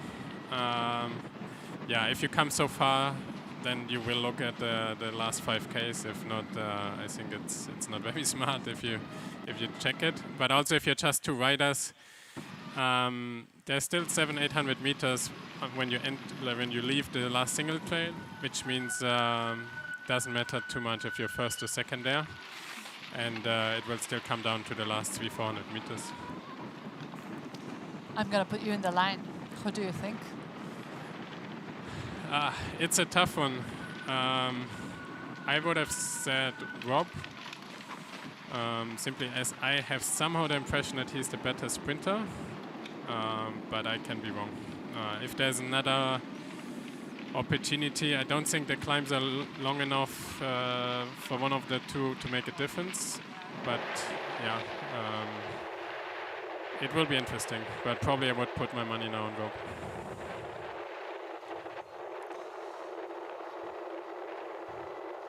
Yeah, you can see after 10 hours of riding, especially in these conditions, you're feeling it. But look, G she looks really strong pedaling.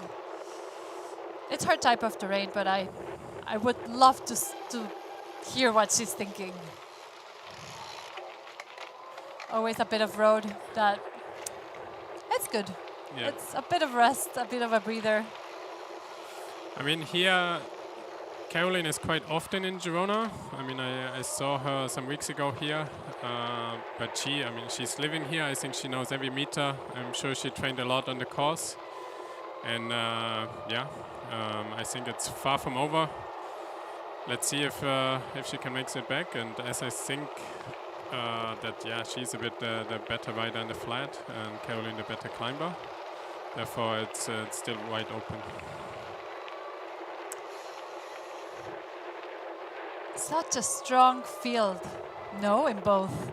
I'm really impressed how much is growth. It's the 4th year that we have the 360 distance, and I still remember the first year that 80, 90 people started. It was like an adventure, and now today is like everybody's starting the 360. It's become the main distance, the main event, but it's still 360 kilometers and pretty tough terrain. So what has changed on gravel? What's made our mind like doing 360 kilometers just easy? Yeah, that's a good question. I have the impression since COVID started, what was 200 kilometers before COVID is now 300 kilometers. You don't impress anyone anymore to say that you rode 200 kilometers. Definitely a lot changed in the last couple of years, and I feel it's even more surprising with gravel, where distance is much more than on the road. You know, like you can compare 360 kilometers gravel with 500 kilometers on the road, and therefore, yeah, the distances getting insane. Ultra in general got more popular. 360 now is not even an ultra distance almost anymore. It's 200 is normal. 360 is a bit longer. And the ultra stuff, they start with way more Ks, and yeah, before COVID I feel like 200 kilometer was a long distance, and that's not the case anymore. Yeah, I love that the ultra racers like, no, 360 is really short. Even sometimes talking to Laels that we'll have later on the set, she says that 800 it's still pretty short. Yeah, it's crazy. Yeah, I mean, you have racers like Ulrich. For example, he normally starts at 800. He's now also in the race, but those kind of guys, they have races from 800 to 5,000. And yeah, for them, 360 is a bit of a longer training ride. Yeah. We see G trying to get to the front, but both of them are pedaling super tough today. Super good race. Super powerful ride. They've been working together all day. Yeah, Clara attacked in the Els Metges. She knew that was her opportunity, and it's proven to be a pretty good move till now. G is pretty good at the flat terrain, but I think the difference starting to show now.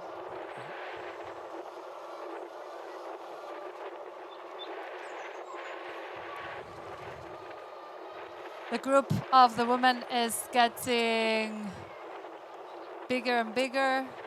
They're catching more men are catching them. This part is the single track. Yeah, 4 days of rain, and now it's so green. We haven't seen this green in Girona for a long time. We really needed the water. The timing wasn't the best, but yeah, we're glad for it.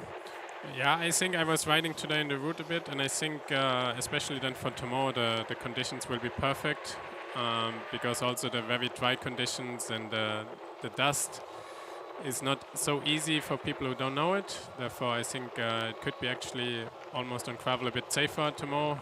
It's a bit more sticky than usual and not slippery as it was the last couple of days. Therefore, yeah, just in time, I think the weather turned around. And yeah, I mean, today it looked like a very fair race with the conditions, and I think it will be the case for all the other races on the weekend. Do you think it will make them slower?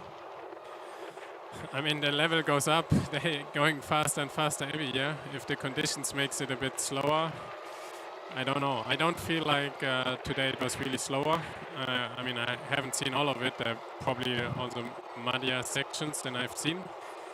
But yeah, I don't think the conditions are changing much now. Luckily, the sun came at the right time. And yeah, I think it will be a very fair race tomorrow.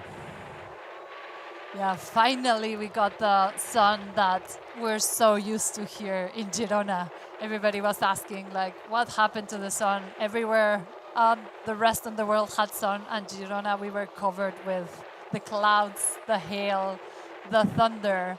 And yeah, it's nice to to have those days to really appreciate what we have. No? Definitely. I mean, a lot of people that come just once a year to Girona. It's now, and we have the sun here all year. And now it's good that the sun is back. Yeah, I mean, I'm German, for example, and the last couple of days the weather was way better back home. My friends from back home who came here, they were a bit disappointed when you see 10 degrees more in Germany than here and no rain, but now it changed again. And yeah, I think the perfect weather conditions for a race, not too hot, sunny, not too dry, therefore, yeah, will be very interesting. Yeah, we were talking about the change on the temperatures because the morning when they started, it was pretty cold, pretty humid, really muddy. We saw the different decisions people took. Some started with the wind stoppers, some started with the leg warmers, arm warmers. They knew they had their eat stations and they could leave it there, but yeah, I think it's always good to be prepared for the changes of weather. G is thinking the bit of a road, maybe resting a bit, trying to see if she can see Caroline and the front. It doesn't seem like it, but I think she's still pushing. I think, yeah, she still sees herself on the front, and yeah, I like that spirit of fighting to till the end.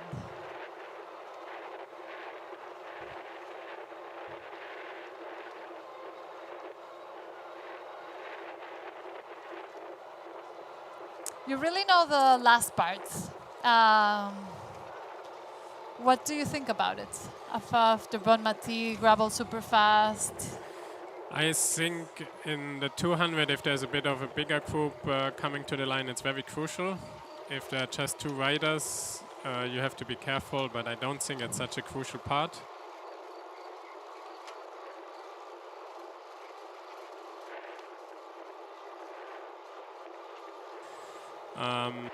Yeah, there are some last kickers, more like with 10-15 kilometers to go, but they're also not very long.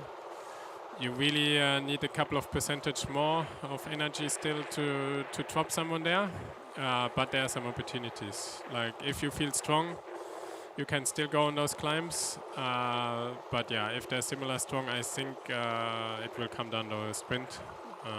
Yeah, let's see. G, we're seeing G losing those wheels. Maybe she's feeling a bit tired. I don't know what's going in her head, what's happening there. I know she's a good fighter.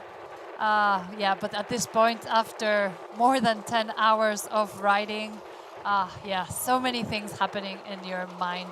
The demons you're fighting, the feeling, the legs. What do you think? How do you get through those moments?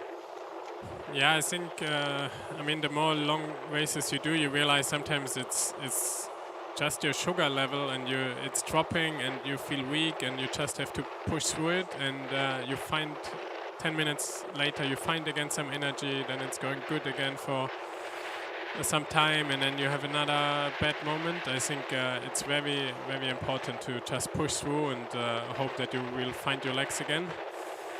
As I said many times, I think it's a lot down to nutrition. Your legs feel empty because of this sometimes, and yeah, perhaps that's the case also for Chi, that she has just a bit of a struggle, and perhaps she gets the energy back and still up for a fight for the win.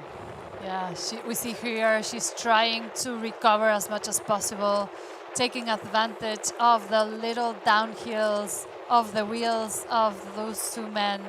Yeah, trying to get as much energy as she needs to get to Caroline.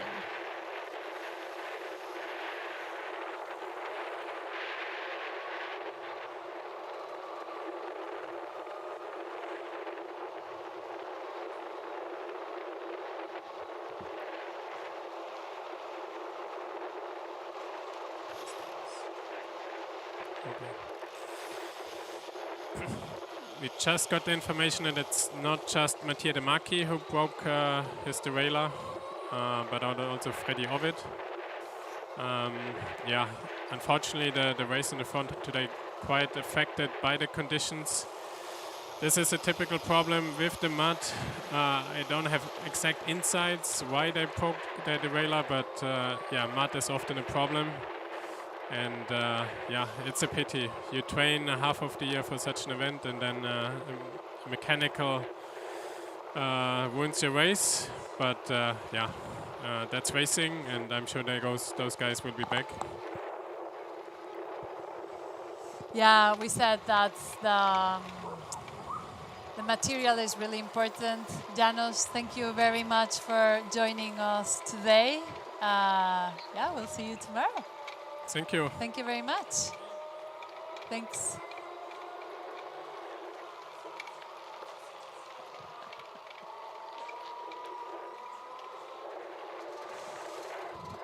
Hey. Hi, Bernard. How are you? Good, good. Thanks for joining me. Yeah, I'm so excited to be here. Wow, hey, we are in the final kilometers of the race, and let's see what happens. What a perfect day, no? Oh Finally. yeah, after so raining days here in Girona, finally the sun goes out, and yeah, we're enjoying a beautiful race today. Eh? Oh, what a shame that Mattia De Marchi and Freddy Ove they broke the derailleur, the rear derailleur, and It's so sad and it's so frustrating when that happens. yeah, no? but this is part of the Yeah. game. This is part of the game, and you see here in a gravel race, it's not just about to be powerful and to be smart. It's also about to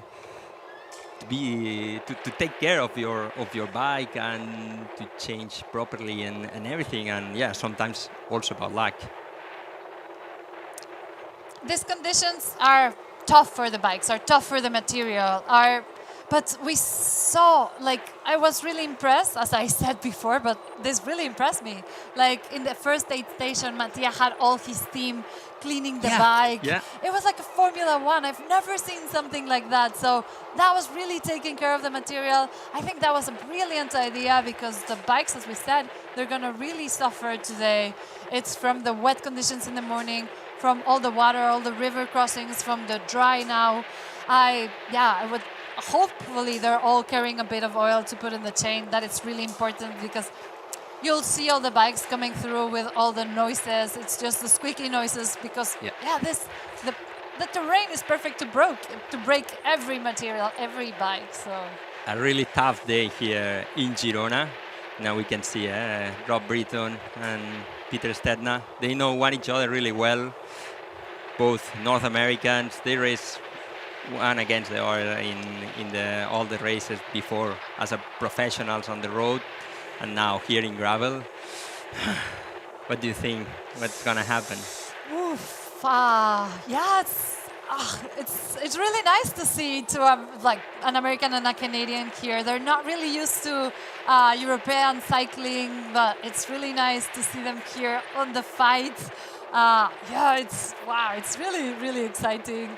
Yeah, I would have loved Mattia to be there as well, but yeah, what can you do? yeah, and both in a first time that they race here in Girona, and that's interesting, no? To see two guys that don't know really well all the race, because the last days was difficult to check part of the Traka because of the rain, and now they are the strongest men in the peloton, the strongest and the luckiest also. But yeah, let's see. And now we are with the women's. But it's always what we said. Sometimes it's nice to see the roots, but sometimes it's nice to be a surprise because you don't know what you're gonna get. No, it's a mix. Yeah, but depends. These guys are here to win this race. I don't think so that I know, but just then go it's like I push as much as possible, gambling. and then Yeah, right. we saw right. David Lozano pushing. I Yeah. saw him on the hike bike. He was there, and then I think he pushed too hard at the Yeah. beginning, and then he had some stomach problems. Yeah, he was eating too much at the beginning. I was talking with Lozano, and he has stomach problems, and he was here so disappointed that he cannot make it to the end. But yeah, it is what it is. Yeah, it's a fight, and then I think it's really long distance, and then you get carried on about I was really impressed how fast everybody started. Yeah. It's 360 kilometers. It's a really long day on the bike. I don't know. Is it a crazy idea to start that fast? Yeah, 360 kilometers is not a long distance anymore, I think, here in gravel, no? Yeah, that's what we've been talking with Janos as well, Yeah. and everybody agrees on the same. Do you see yourself doing 360 kilometers at the moment? You were Yeah, gonna but do the maybe 560, more no? relaxed. Yeah, I supposed to race the 560, but we had some problems with the bike and the delivery of the bike and everything, and then the rain and all these issues with the meteo happened. So, and I'm here, that enjoying the 360 from the other side and having fun. Yeah, I think a really important quote that I really like from G is that sometimes we forget what it takes to be where we are now. So never forget the process leading to the goals. Sometimes just getting to the start and fighting everything you have to fight to be in the start is just a win. So yeah, we should never forget about that and be grateful that we can start and be here. Yeah. Hello, Chad Haga. He's a local here. He knows really well all this area. He lived here for so many years, and we can see on his first season on gravel, he's performing really well. Do you know him personally? Not personally. I just met him sometimes around Girona. It's easy, when you go for coffee in the morning for a ride. He's a really good dude. Yeah, he's done Santabal as well. Yeah. He's been a pro road cyclist, also a gravel rider. He's Yeah. been a pro for a long time. Yeah, in since Sunweb. In the 2011, I Yeah, think. yeah. Yeah, that's Last season was with Human Powered Health. a lot of experience. But for his pedaling, the way he's getting out of the saddle, I think it's been a long day for him as well. Yeah, he looks tired, but after 10 hours on the saddle, almost 11. And that's the thing about gravel. I think it's not an easy ride. It's not an easy wheel. People are like, yeah, I'll just go on the wheel. But it's different kind of pedaling. It's not free wheel. And it's impossible sometimes to be on the wheels because, the road is changing now. You have a hole, you have a stone, and it's difficult, and you need some visibility. And when you are so close to the wheel, you miss this visibility, this vision of the race. So it's challenging. It's tough. It's completely different than the road. Yeah, sometimes here it's even nice to push on the uphill so you can do a descent by yourself on the front because you never lines. know the potholes you'll get, something you'll need to go over. Yeah, it's so nice to have these images with the motorcycles and the GoPros. It's like we're on the wheel. Yeah. I feel like I'm in the Tour de France doing a live. Me too. I feel like I know these roads and I'm cycling Yeah. with them. I don't think I'll be that fast, but yeah. We see the women now. Carolina still looks so strong. She's leading. Yeah. She did the attack in the perfect moment. She was in Els Metges, just Wow. in the hardest part of the climb. He attacked there. We saw her push really, really hard. We saw the key moments. G couldn't keep her wheel. She left a bit of a space, and yeah. And it's over. Yeah, here. I think it's never over till the end, as we've seen with the men. You never know if a mechanical can happen, a flat tire. But yeah, hopefully nothing happens, and we can see a really good fight till the end on the woman as well. Yeah, and she's on this group that it's more easy to ride this final part, that it's fast, it's super fast, all these gravel roads to Girona. And this is opening a gap, a bigger gap than the one he had before. She Yeah. had before. So. Big group that is formed. She started with 3 men. We started seeing the images now. They're catching more. They're catching them. Yeah, nice little group they have there. And Carolina is in the top 20 right now. Wow, yeah. we've seen images from the start. We've receiving some information, and they're so fast. At some point, they told us that the women were just like 5 minutes after the men. So.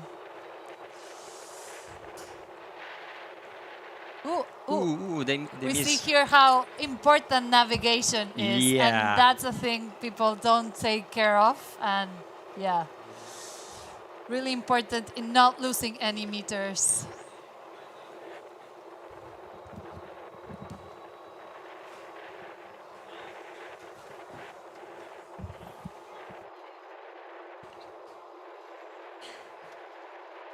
Hi, Morgan. Welcome to the Traka 360. Ready for tomorrow? We'll find out, I guess. Okay, Yeah. so let's talk about the race. This is the same race as you and the last part, so you know really well. Let me know. I What's do. happening here? You know, this, and it's funny because a lot of this comes also from the Sandoval course that we just did earlier this year. So there's a lot of similarities there as well. But, you know, and it's funny too because I think you tend to think that it's such a flat part of the course, the end, right? You do those big climbs, and then you think, okay, we made it over the last big climb. It's flat, and you know it's not. There's a lot of rollers there. You can see they're heading up one now. Yeah. We were talking about navigation and the important that it is in this kind of events to know at every time where you go, which turn to take, Yeah, definitely. and sometimes make difference between one rider and another. Winning or losing Yeah, a race. Yeah. Especially, you know, at the end, we know it gets kind of technical and windy here. You end up on some single track, and when it comes down to seconds and things like that, can absolutely be the race. How you see Carolina? How you see? Yeah. And I, you know, from experience, know from Indomable 2 weeks ago that she's strong, and I think this kind of rolling really suits her, and I think where she went over the climb, you know, that's suits her well. So She's a strong climber, and yeah, we see here in the climb of Els Metges. Yep. She opened a gap with G, and yeah, and G is alone, there's so G. that's more difficult to close that know, gap. And you hate to see it, and that's kind of where, you know, those tactics, men and women riding together, we see that again. I mean, you know, make or break a race. But if anyone can do it, it's definitely G. She is tough as nails, and we saw that in the Earth final last year, flat after flat, and she came back again. And so if anyone can come back to that group, I think it's G.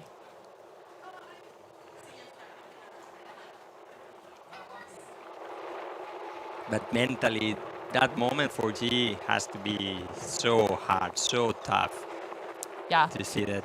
Yeah, she can't see anybody in front of her. her. So But she knows what she has to do, and I think, again, if anyone can do it, Yeah, I but- think it's G. yeah. But but from here to the end, there are just some small hills, yeah, and on the flat section, it's gonna be difficult Yeah. to close the gap. And we are back with men's. Yeah, Rob Britton and Peter Stedna. here we go, our first and second place riders. Yeah, it's interesting the history of Peter, that he was one of the first road cyclists to move to gravel. And I remember his first seasons in the US when he started with the gravel, and I was racing road in the US, and I was thinking, this gravel is not. What's it's- this? Yeah, what is this? It's something really weird, but no, now it's living the best moment. Yeah, and I mean, you have to imagine that as someone who's sort of kind of in it from the start, having that much experience and a breadth of experience. You know, obviously Rob coming from the road, he has experience as well, very different, but things are looking good for those two.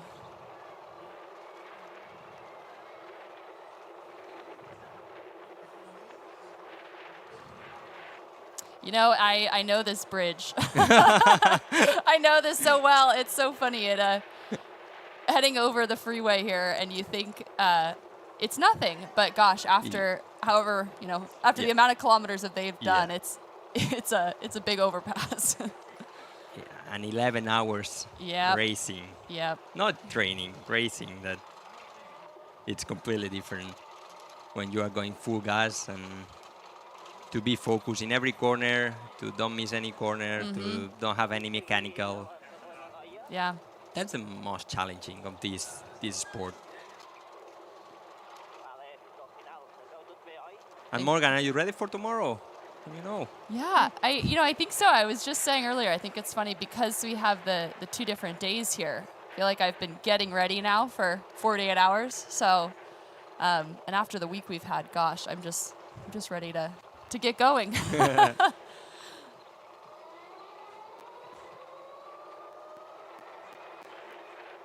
Yeah, Carolina now, you can tell. I mean, it's just all about pushing and no mistakes. Just keeping it up and keep going.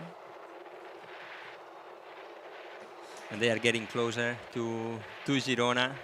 Soon we will have here the first finishers.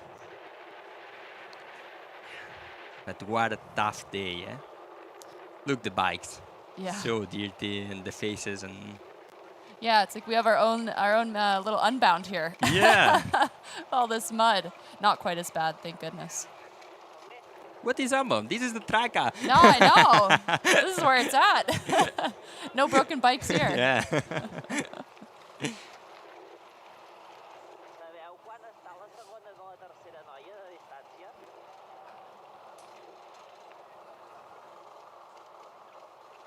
And she's pushing and she's leading this group. Eh? All the other guys are sitting on her wheel. Her wheel, yeah.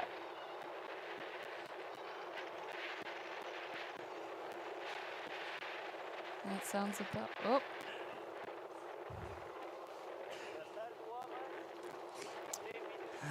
Oh, there she is. She's asking for reference. I know. Okay, Morgan. Hopefully she can hear us cheering for her here. Yeah, the gap is more than 1 minute, so it's gonna be difficult to close this gap. So, Yeah. Morgan, time to talk with Maya Allen. So thank you so much. Awesome, thank you.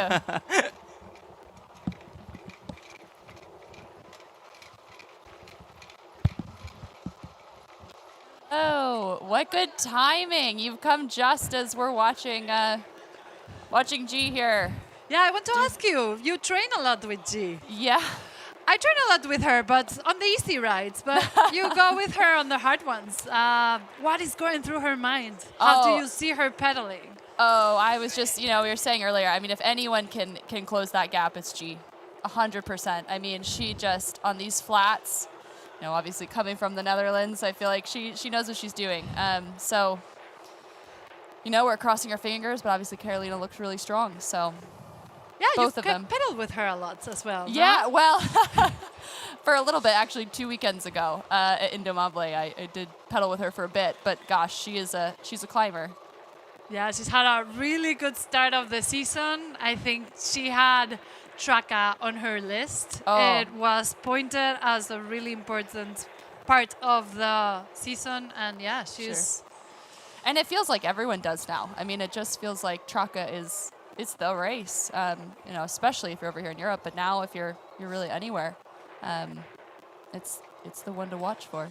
Tell us about the insides. I saw everybody really nervous at the start. I've never seen them so nervous, and I know them pretty well. And yeah, it seemed incredible. Do you have any insights? What were they telling you? Yeah, I mean, I just think there's a lot of nerves. I think this week on top of everything. I mean, what a hectic week we've had with the weather, the rain. So it's just been a lot. And I think just to make it to that start line, it's sort of though like once the gun goes off and everyone starts, the nerves, it sort of dissipates a little bit. Everyone settles in and the race starts. Yeah, it was 360, but they started as it was going to be a cyclocross race. Oh, yeah. You saw G in the front. They were doing the mud. I'm like, where are they going? Going. Do they know they have You know, 12 hours in front of them. yeah, and I think that's also really a dynamic now we see with these sort of mixed races, mixed genders, is you really end up with that hour of power, you know, get with the right group and sort of stay with the men, whatever that might look like, and then things sort of settle down. But yeah, it's a crazy first hour or two, even of a 360K race. Oh, they're getting to the part we know really, really well. Mm-hmm. How many times have you done this part? Oh, way too many. And usually I'm very ready to be back by then, I'm sure, as they are too. Yeah, the last part, it looks on the map pretty simple, but I think we're all so tired that they just want to get to that, Yeah. that final part. That single track at the end will seem tricky, I'm sure, after Yeah. that many hours in the legs.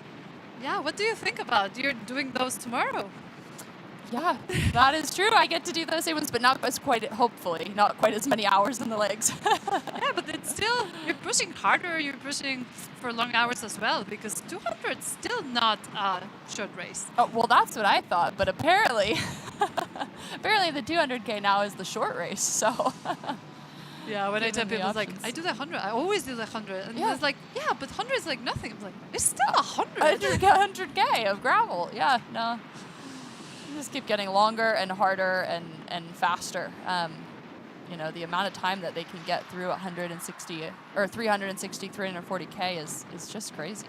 Yeah, they're going so fast. And I knew the women were going to be super fast, but both are flying. Yeah. They've been Yeah. working together a lot. And then, did you know they were going to You do know, a move on the smetches? You know, it tends to happen that way, that, you know, you make friends out there, right? You're riding for so long and they know they're competing, but at the end of the day, for a while, you're friends. But yeah, I mean, knowing Carolina and how she rides and seeing her 2 weeks ago, it's quite a climber, kind of suspected that might be the spot. Yeah, I could. Thank you, Morgan, very Yeah. much. Yeah. And yeah, I want to see you tomorrow. Thank you. Thanks for having me. Yeah, please pedal hard, hard. Yeah, this is the last part of the Via Verde before they do a turn and back the right way on the river.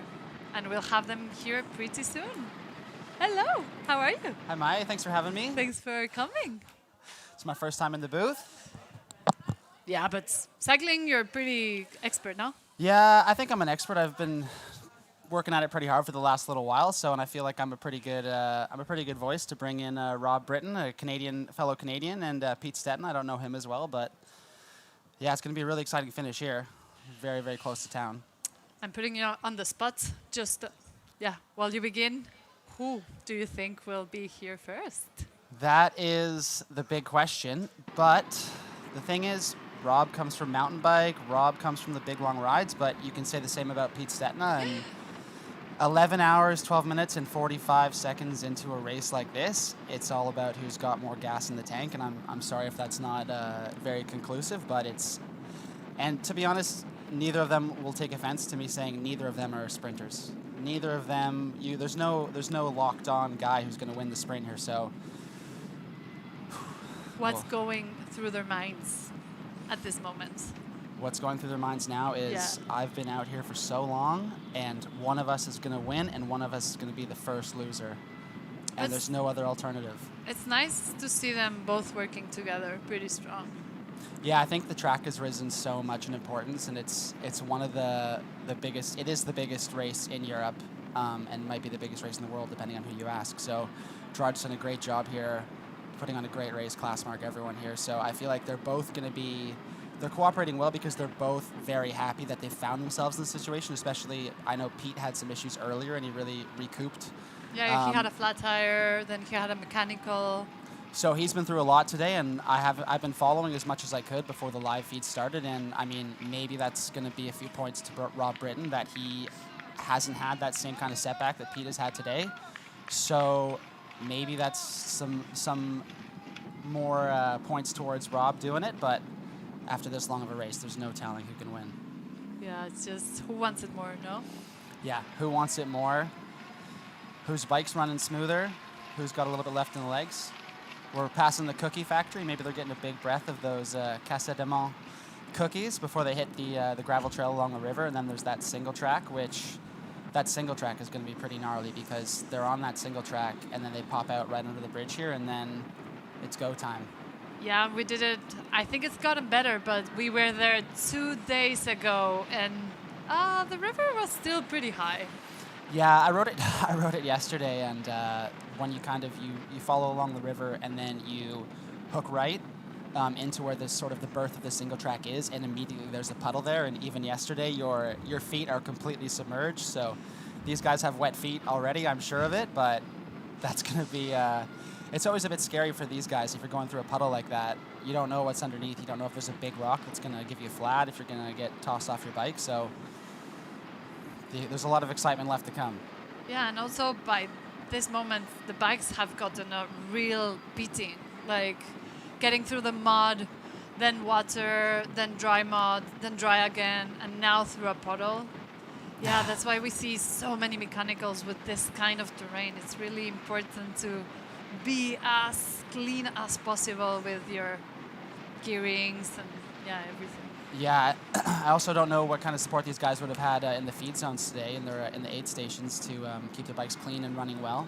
See Rob Britton having a little stretch here, shaking it out, getting the back stretch, get the psoas. They know it's the last part of road they will have. Yes, they're right about to fork to the right and enter. Yeah, this is the last few moments of tarmac they have, so the last kind of chance to be able to do what Rob's doing now and have a hand off the bar and have the faith that you're not going to get bumped off. So we'll see. Yeah, we see G in the other hand by herself. We know she's pretty good in the flats, but yeah, staying by yourself at this point, I don't know, it's hard on your mind, and then a lot of demons are going through your mind, and yeah, she looks like she's doing perfectly, but yeah, sometimes having a group, it helps a bit. Yeah, it's definitely a lot mentally easier just to follow a wheel, because you can see in the men's race now these guys are lucky to have each other, where Rob's just got to, when it's his turn to pull, he does his pull, he knows his effort, and well, actually now I'm seeing Pete looking around. Yeah. Looks like the cat and mouse has begun. I feel like they've decided that no one's catching them, and Rob wants to play his cards. It's a pretty. Rob also is touching his leg. Do you think he's having some muscle problems? By the amount he's stretching, I don't know. He might be playing mental games. He might be trying to get in Pete's head. But after 11 hours and 17 minutes, cramps are definitely not out of the question. Yeah, he's shaking it out. He does not want to come through. This could be a really exciting finish. We don't know if Rob's bluffing. We're going to find out really soon. If Rob's feeling as bad, I hate to say it, but if he's feeling as bad as he's communicating to us through the screen, it could be as easy as Pete just putting the hammer down for a few seconds, and that could be it for Rob. So yeah, they know it's less than 15 minutes, less than 20 minutes, and we'll have them here at the finish line. They're on the last meters of the tarmac, and they all know they're gonna go in the gravel. We can see the finish line already. We're all waiting for them here. Everybody's really excited to see a sprint. yeah, I don't know what's going to happen in the single track. It could be a good move for Rob as well to take over the lead heading into that single track, and he can then ride it at his pace and maybe slow it down a bit and keep Peter behind him, because it is a very tough single track to pass. It is basically impossible to pass from 4K to go until 1.8K to go. When you kind of pop out at this roundabout, that whole section, you're stuck. If Rob goes in second, he's coming out second. If he goes in first, he's coming out first. So it's going to be really exciting to see that a little bit of a preamble sprint in the next 5 minutes as they turn off of the river path they're about to enter. Yeah, we hope to see them here pretty soon, and yeah, hopefully no mechanicals till the end. It was sad to see Mattia, that we saw fighting all day long, being really aggressive, really on point, and then having a mechanical. It's just not the way you want to end a race. Yeah, it's unfortunate for him because he's obviously in really good shape coming off of Utopia last week, a great race down in southern Spain.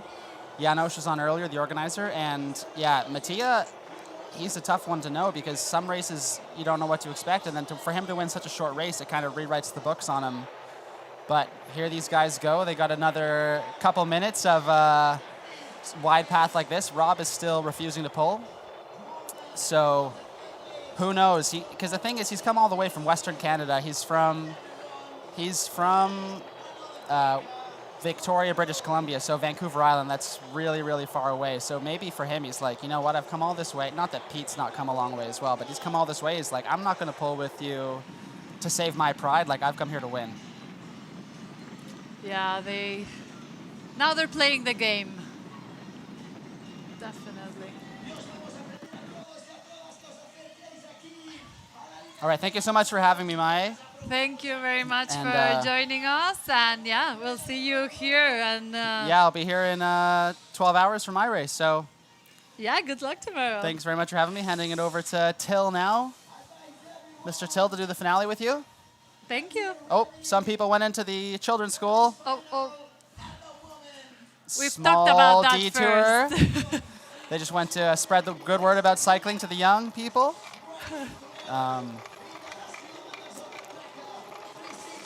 Yeah, we saw Carol. She's really good navigating, but sometimes you're just following the wheel and then forgot to see your GPS. Yeah, I mean, you can be a little bit cross-eyed this long into a race, so, and when it's a very small split like that, it's hard to know. So Thank you very much. thank you very much. Have a good one. Enjoy tomorrow. Thank you.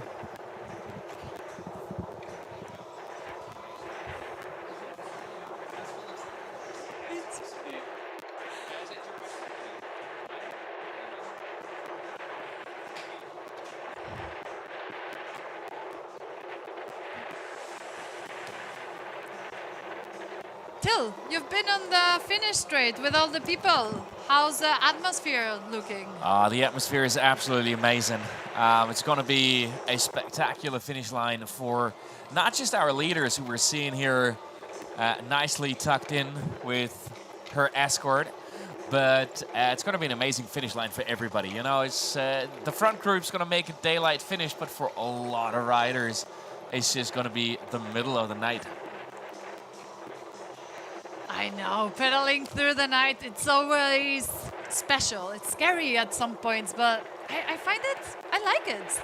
Oh, honestly, I think it's one of the most beautiful things. You know, everything is different as we've seen. Oh boy, Gerke is suffering. I mean, like, you really see a very similar just attitude and body gesture as we saw with Simon a while ago, who was really trying to fight his way to that front group as well. Which didn't happen, and then the drama, obviously, around Mattia. That's a real shame to see, but it just, again, you know, it's adventure racing. A lot can happen. A lot can still happen here. I mean, they still got about an hour to go with the women, I reckon, roughly, plus minus, and the man about 15 minutes away. But yeah, you can tell. It's she's suffering, definitely. She's not alone on the bike right now. She's definitely on the bike with her demons right now. Definitely, she's fighting some demons. I know, I've pedaled a lot with her, and her body is saying that, yeah, she's struggling. But I know her, she'll get through it. And you know, the big question is, can somebody come from behind? The way she's suffering right now, you know, she needs to be careful. We still got Sarah behind her, and some, you know, amazing riders. Emily, she lost a little too much time, but, you know, never rule her out. She knows this finish stretch inside out. And she's getting some sugar in her body. That's, from what you said before, that's pretty important because sometimes it just comes to that. Sometimes you feel your body's not functioning and then you eat something and you're like, okay, maybe that's what I needed. But it's just a matter of, like, if you look at where she lost the wheel of Carol on that climb, the big question is, how deep did she dig there? You know, like, did she skip the nutrition? Was she busy fighting? If she properly bonked there, it's very hard to come back from that within a race. yeah, but also, you want to be there, so. Oh man, but this is the duel at the front right now. Peter Stead and Rob Britton. I mean, and you see they're still switching positions. They're still working together. Which is a little surprising. We thought a second ago that the games might start now, but again, they got a couple of minutes on the chases. It's not that much. You know, Thomas has been doing incredibly well after having that flat tire earlier in the race. He's moving through the ranks to the front here. He's putting the hammer down the man from Denmark. It's looking good for Peter and Rob right now to fight it, you know, to the finish line, and let's see if one of them can still make a move. There isn't a lot of way left. No, at some point we thought they were not going to work together, but yeah, they're starting working together again. Maybe somebody told them they're being chased really closely. So. I mean, this should be fun, you know. It's two former time trialists going into a finish line sprint. I mean, how is that for entertainment? They're going through the last little climb. We know this climb pretty well. It's not really long. It's pretty short, but yeah, after 330 kilometers, it hurts a bit. Absolutely. Just going straight in. I mean, this is where he needs to make his move. Exactly. So if you want to make a move, this is the spot. This is steep. This is really steep. From there, it's head down and time trial it. He's going over the push. It's only a couple of meters. He's almost up there already before dropping into the super steep descent. But he opened up the gap. What a move. It is the move he had to make, and he knows it. You know, he brings about 15 kilos less of body weight into the race here, and that is the move we needed to see from the American. What an incredible move he made here. It's not home yet. They're both amazing time trialists, but Peter Stedener made the move he had to make to not let it come down to a finish line sprint here. What a spectacular move, and it shows you he was prepared. He knew exactly where to attack. He knows the route, and from there it's just a straight shoot down to St. Gregory, down here, and then the horseshoe-style finish to finish the Traka 360 2024. He knew exactly the spots where to attack, and he did it. Now we have a little bit of road, nothing, and then they'll go into the gravel. The single track that has the river, hopefully not much water left on it, then a bit of a roundabout to get to the last single track after, just besides the Nespresso, and they'll be here pretty soon. You know, after the rainfalls and everything, those two short stretches of single track that are coming, they're not easy to navigate. Especially this one coming up right now, has seen a lot of water. It has seen a lot of riders because it's so close to the finish line, so everybody went to try it out. So it's gonna suck the life out of you. It's gonna cost you so much energy, and this is painful right now. He's in the hurt box, and he has to stay in the hurt box until the finish line, which isn't all that far, but trust me, those 7.5-ish kilometers that he got left right now, boy, I do not want to be him right now. Oh, me neither. He's really making an effort, but he knows that's what he has to do to make it to the finish line in that position that he is. He's trying to stretch as much as he can. I think he's having a problem with some of his muscles because the way he's stretching, it's... Yeah, but otherwise, other than that, I really love his body gesture. I mean, he had that one look around that was all since the attack, and he kept the pace up. So it looks like he opened up that gap. It doesn't look like Rob is coming from behind. So he's definitely seen a chance here at a solo win. He just keeps going. He keeps pushing. He looks confident. He keeps looking straight ahead. What a fantastic move by Peter Stedener. Yeah, I just saw him on the starts and asked him if what was the difference between racing in America and racing in Europe, and he's like, "I'll let you know today." So yeah, I mean this is his first one, you know. So it'll be interesting to see what he says about European gravel, but right now it sure looks like he's enjoying it in a very Type A kind of way. But this is what we were talking about, you know. A lot of water, a lot of mud. You see him losing the wheel there for a second. This is hard on the equipment. We've seen the drama with Mattia and the snap chain. Anything can happen, especially with the way they're riding right now. There is dirt and mud and everything in the drivetrain. And the power is huge that they're putting onto the system right now, onto the drivetrain and everything. Fingers crossed, nothing's going to happen, but this is a true test to him and his bike right now. Definitely. We know he's really good technically.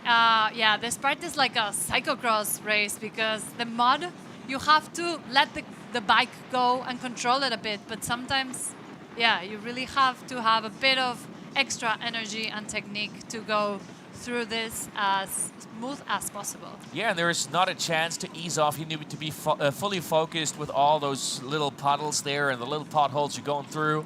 You don't want to make a mistake there. But look at him. He looks good. He looks really solid. We see the stretches in between there, but he's got a good pedal stride there. He seems to still be very responsive to the track ahead of him. Really like what I see of Peter Stedener right there. And I feel like Rob Britton should have seen this coming. You know, if you look at Rob, if you look at Peter, that was the only chance for Peter to attack, and Rob had just absolutely nothing he could put against it. But maybe he did, and maybe that's why he was not entering in the relays. He knew that was coming, and he was gonna attack there. But sometimes when you're not, you're tired, and then you cannot respond. It's your legs. No, it's not an easy one. It's easier said from sitting here and looking at a screen right now than it is for those boys on the right. But look at that. I mean, we've been out on the route 3 days ago, I want to say. Yeah, exactly. When we got into that single track, I heard something you said to me. Come on, Maya! I might have called you demon even. I'm not sure. But, you know, it was tricky there already, and it's rained since until early this morning. So the water puddles and everything, it's nothing compared to what we've seen. And I'm going to ask you, are they going through the same water hole that we went through? Exactly, yeah, it so took you through the route. I really hope they know where the rock is. No. All right, we saw a beautiful little water dive in our group right when we checked out the route. So I'm just, for everybody out on the screen, when we see Peter right now at a moment taking that right-hand turn into the forest and there's a water hole, I hope he either gets off the bike or he stays on the right. Peter, stay on the right is what I'm saying. As we said, hopefully he did his homework and did this last part, because I think it's crucial at this moment. Yeah. If that water hole is as deep as I think it is, I want to see if the motorbike can follow. He's going right. Here we go. He's going right, but now in the water hole. Stay to the right, Peter. Oh. No, that's not the one. It's the one coming up now. Oh, yep, wow. right lane it is. Come on. Yes. Right. Okay, he did his homework. Because on the left-hand side in the water, there's a little rock you want to be careful with.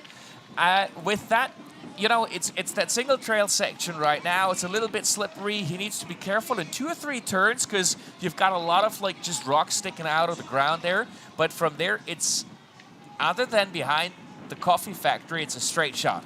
Yeah, they have the log right here, but yeah, for them it's going to be easy.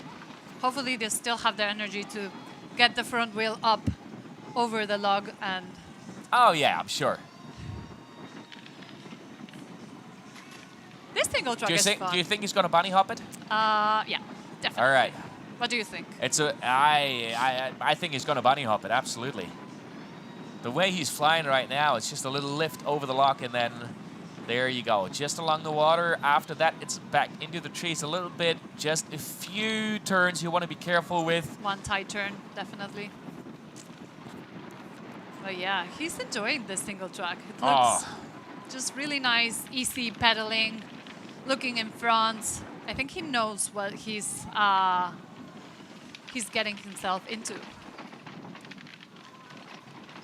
Peter Stedener leading the race as we're waiting for the pictures to come back. A little bit of spotty reception out there, and Seaman, our Panama rider. Look at it. You know, he's not quite with him, but he never gave up.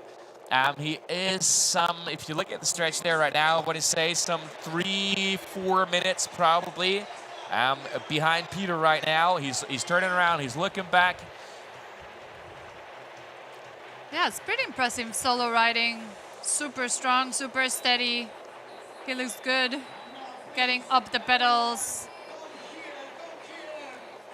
Oh, but look at the heavy gear he's grinding as we got Peter Stedener back on the left-hand side.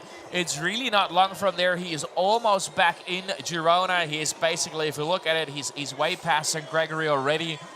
And a few more turns, then it's going to open up just a little bit. He's going to go underneath the bridge. And then a short...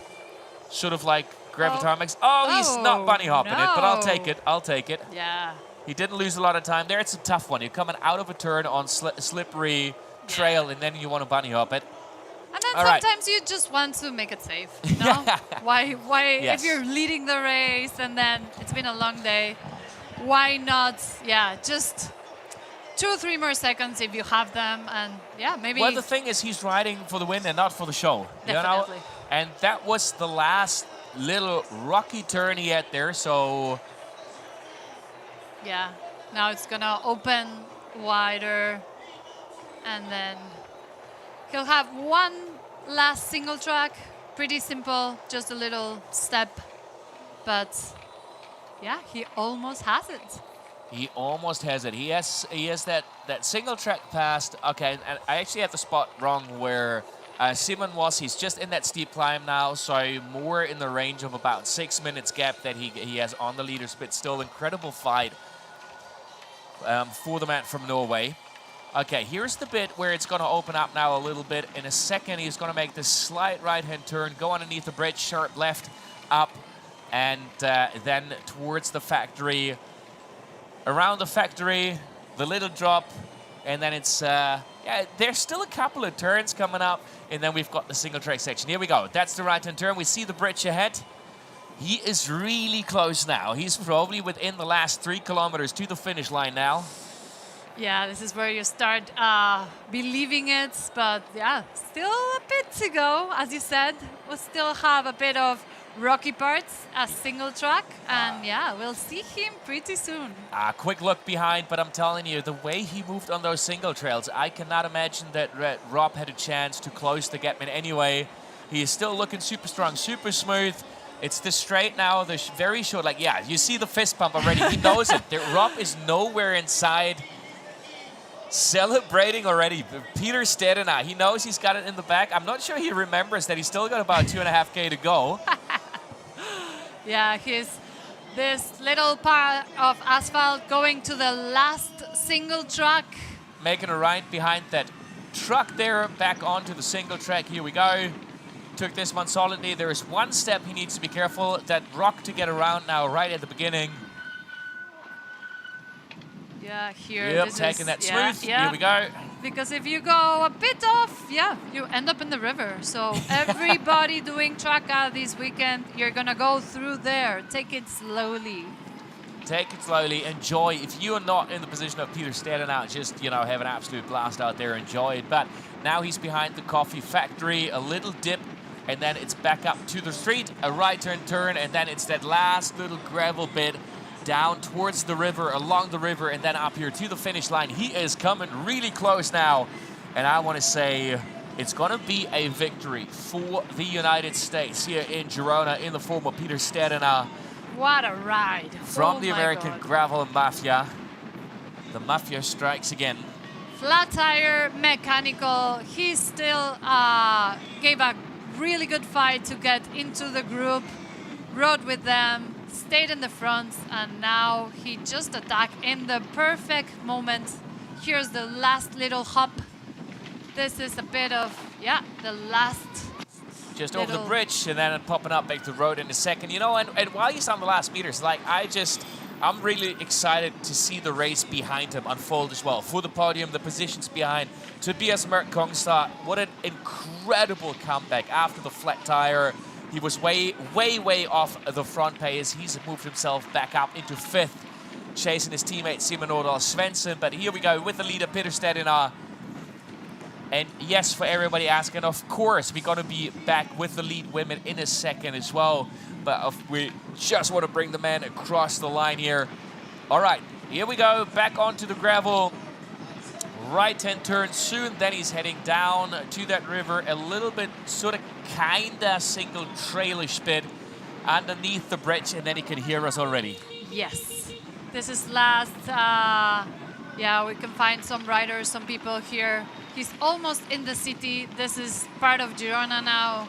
He's in Girona. He might really heal heroes by now. He's really close. Just this last part. And just trying to celebrate, trying to see what he's gone through. last little parts. What a beautiful and sunny day here for the Traka 360 2024. It's been rough days leading up into the race, but close to 780 riders towed the start line this morning, including Peter Stedener, who made the final move in the final climb about 9 kilometers out from the finish line. Solo time trialing it since, and we saw the first celebration fist bump about a kilometer ago. He is on the way, about a kilometer to go. Yes, this right turn. And yeah, last little rocky parts, and we'll see him here pretty soon. Yeah, but it's smooth sailing from here and out. 2 more water puddles coming up just underneath the bridge. And then it's up, up, up to the finish line, where our man Oriol is on the microphone, ready to welcome the fastest rider of the day. Yeah, a lot of people here in the finish enjoying the sun and ready. We see all the photographers now running to the finishing straights. Everybody wants to get that photo. What a ride. Peter Stedener, a past junior champion for the United States on the road, a past under-23 champion, and now he's going to be the Traka 360 champion here on the gravel bike in Girona. What a season so far. What a season so far for Peter Stedener.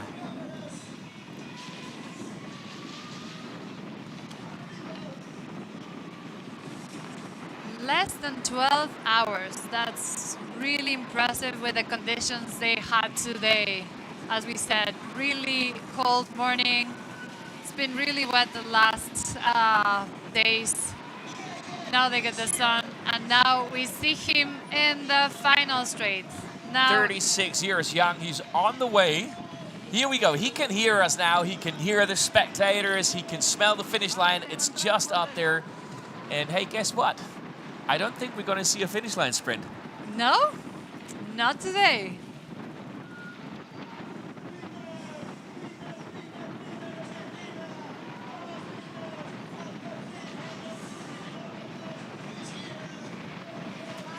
Let's enjoy the pictures here with our winner of the 2024 Traka 360. Peter Stedener from the American Gravel Mafia is taking it in style.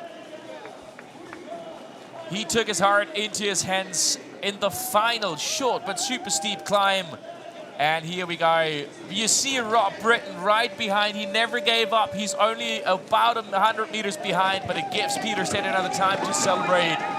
Here he comes, the final turn, the final straight to the finish line from the United States. Your Traka 360 winner, Peter Stedener.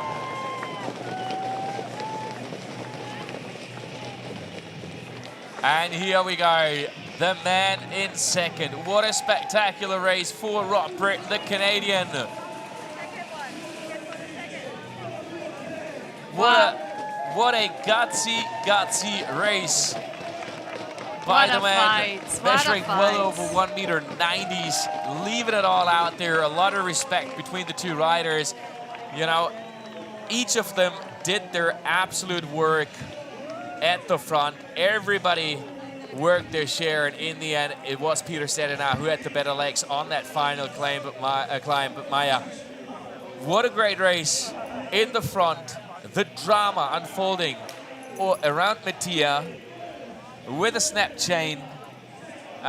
Terrible bad luck. You know, he dropped back fair bits. He's back into the race now.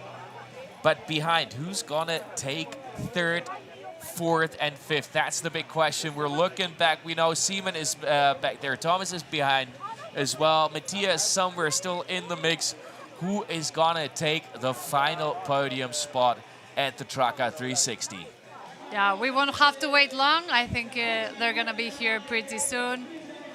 Mattia could not Mattia continue. dropped out of the race. We see it now. He's at the finish line already. A heartfelt hug there. They feel for him. You know, those three, they made the race. They made it tough for everybody. They led the race for the longest time. They worked together perfectly until Mattia's chain just snapped, pulling him out of the race.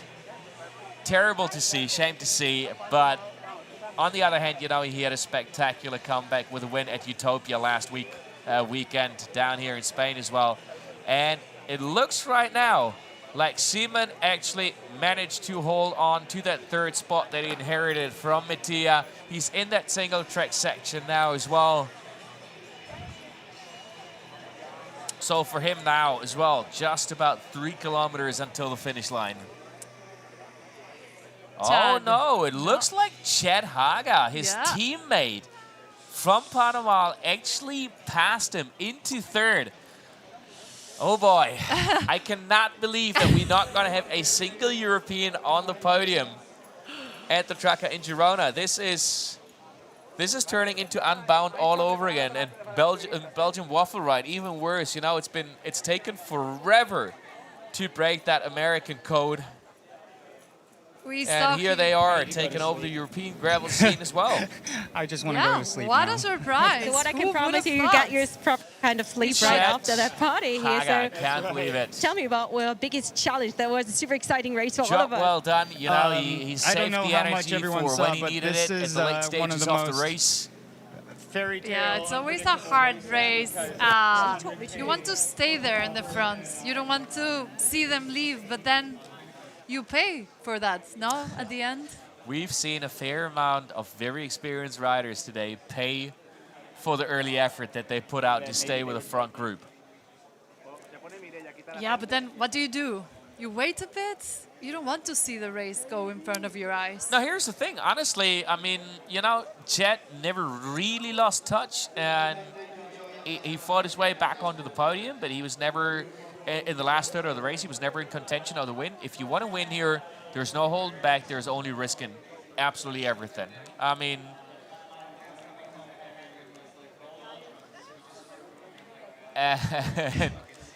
yeah, we just hear in the background, we hear the finish line interview from Peter, and then he said, you know, it was a nightmare, to be honest. In the final stretches here, there was so much headwind coming back. It was kind of brutal. And, you know, I don't think I trust my eyes entirely as we're listening to the finish line interview. I just saw the Olympic champion, the 3-time Ironman world champion, Jan Frodeno, roll by, who's supposed to start tomorrow, but he rocked up on a TT bike. Yeah, maybe I'm he's not doing sure it he in entirely that, no? got the concept of gravel yet. Oh, a fall. We've seen somebody. Oh, we're seeing an accident down there. That might be. Is that Chet Haga who had a problem? Yeah, I think he just. With just another cyclist who was out on the route. Yeah, it looks. Oh, this the is drama. the really We're part. seeing more technical drama. He has issues getting back on the bike. He's looking around. He's worried. Chet Haga, what is going on? Here we go. He comes around the turn. Oh no! Oh no! I mean, wow! You know, that is. You have no business on this side of the bike path for that oncoming cyclist. I really hope that Chet's bike is okay, that he can bring it to the finish line. He's only got one hand on the handlebar. Oh no. What a drama. What a drama on the way towards the finish line. I can't believe it. Oh, me neither. It's 1.5 kilometers to go for the man from Panama.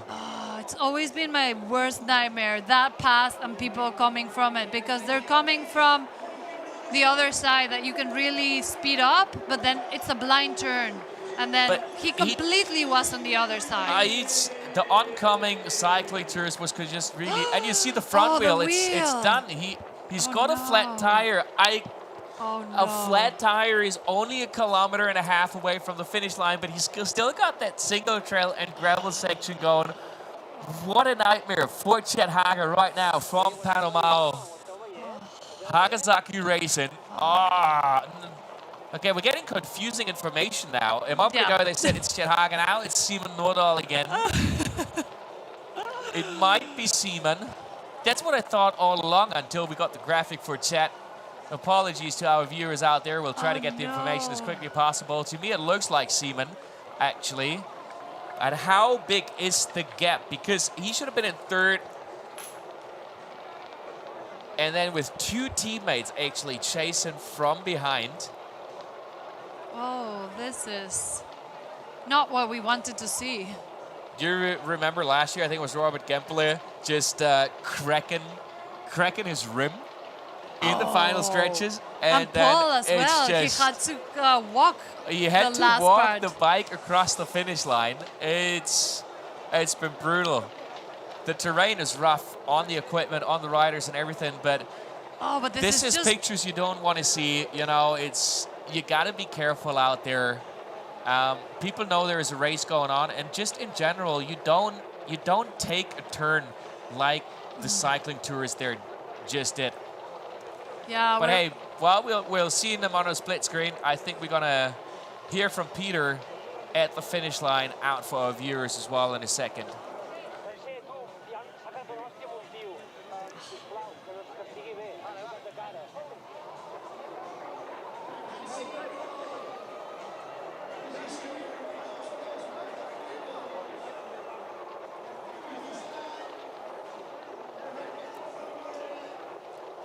Yeah, we're.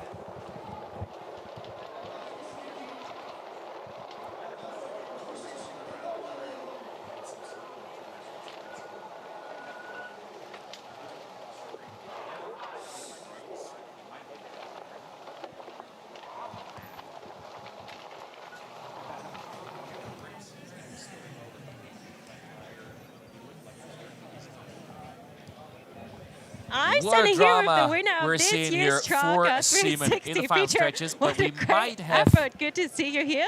You already have your first drink. How do you feel? Oh, I am over the moon. I did not believe that this was ever possible after the start today. I had a lot of mechanicals in the first 100 kilometers, and I was more than 6-7 minutes behind. So we thought the race was gone, but Rob had the same problem and or similar problems, and we just linked up, and you know, there's no one else that you would rather chase with. You know, we were two motivated riders, and I can't believe that we came back to them and then went through them. That's incredible. So what do you think was your favorite, your secret just to make it this time? My secret? Just embrace the suck. You know, like the point is to break. This is the point. If anyone is sad that they're not feeling good or they're feeling like they're breaking, you just realize you go through ups and downs the whole day. And luckily I had it down earlier in the day, and then I kind of rallied at the end once we saw those guys. So yeah, you just have to embrace the bad parts. So if people listen to that, embrace the suck, this is the secret behind it. Accept the suck. Is there any specific thing you keep in mind that was really nice for you? Just, you know, I came all the way here from California and I had to make it count. There was no quitting. And it was a joy to be out there. I was happy that the rain was gone. And speaking of the rain, the first hour was really tricky with the big group. So that was also another thing that was absolutely wild ride. Yeah. Thanks so much, Peter. Enjoy your beer and your drink, and celebrate yourself. Yeah, we're going to have a fun night tonight in the Barivel. Good. Have a good time. Thank you.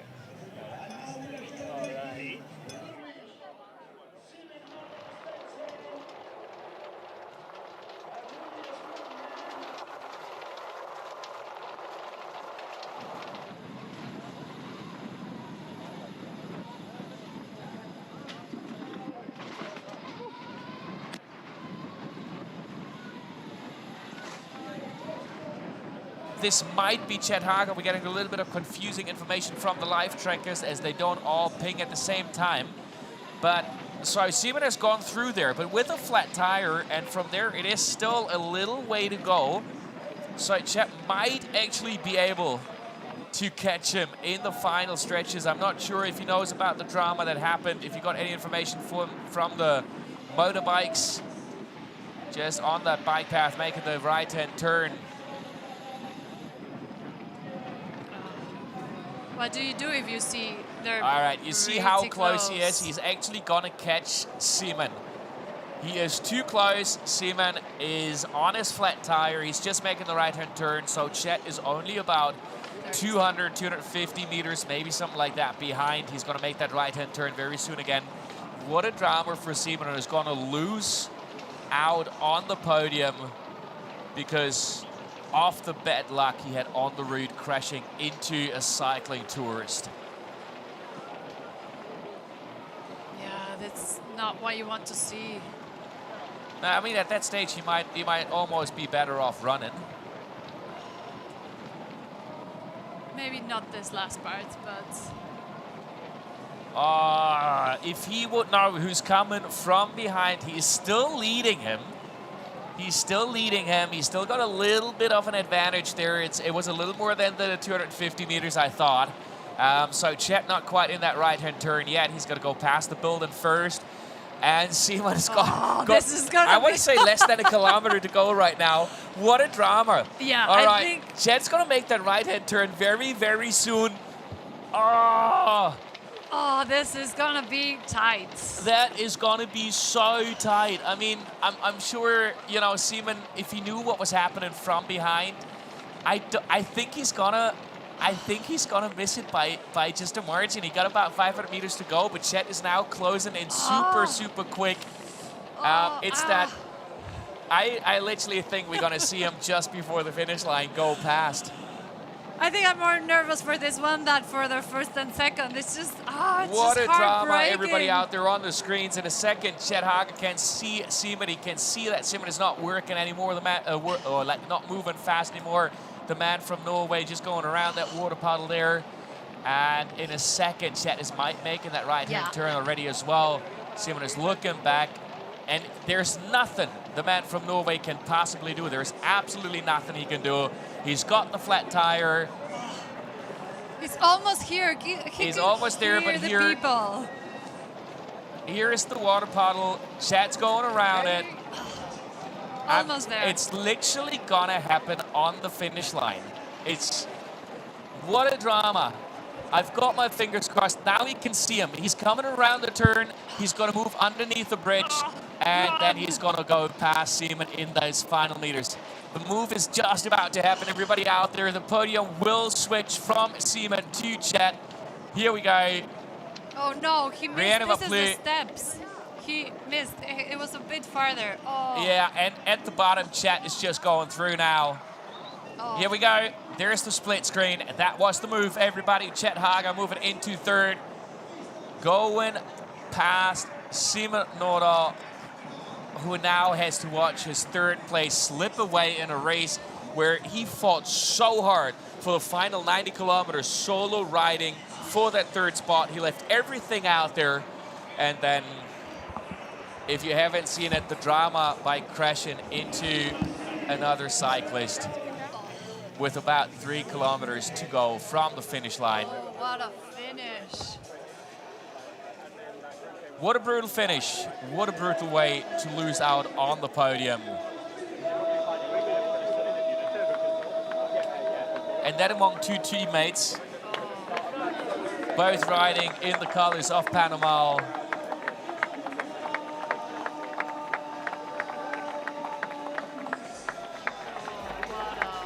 Heartbreak. So much heartbreak. And I tell you right now, knowing Chet Haga, if he had known what happened on the track, he would not have passed. Simon, I am pretty sure in a second when he hears about how he got the third spot, he's actually going to be a little disappointed. But here we go. Make some serious noise for Simon Nordahl Svensson, who fought so hard, solo riding it the entire time, and then got so unlucky with that crash. Yeah, you can see the anger. That's a combination of pain and anger we're seeing right now, righteously so.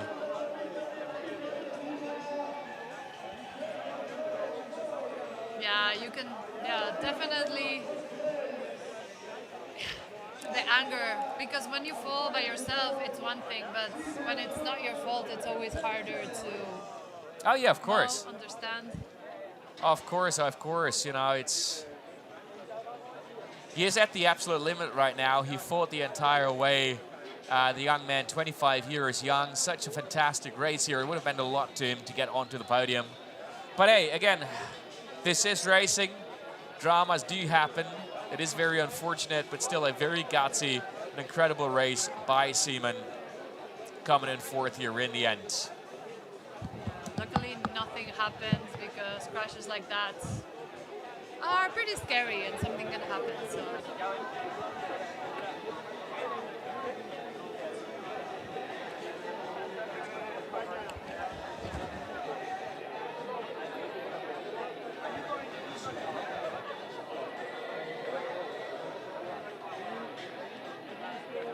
All right, here we go with the next finish. Panawal doing super well. This might be Tobias Merck-Kongstad coming through, giving it his final push here.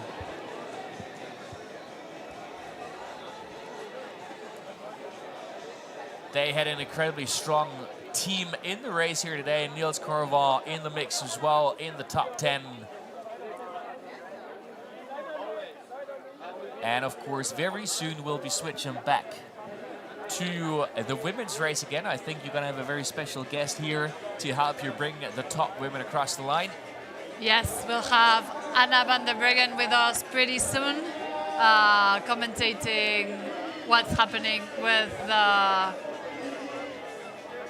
podium, what's happening with all the race, what's happening with, Yeah, the women's race. I mean, you know, it's been a wild ride as well. We had a trio in the lead for the longest time with Sarah Stone, with G, with Gertja, and with Carol. And in the end, it was that final real climb that we're seeing at about the 265-kilometer mark where Carol made her move.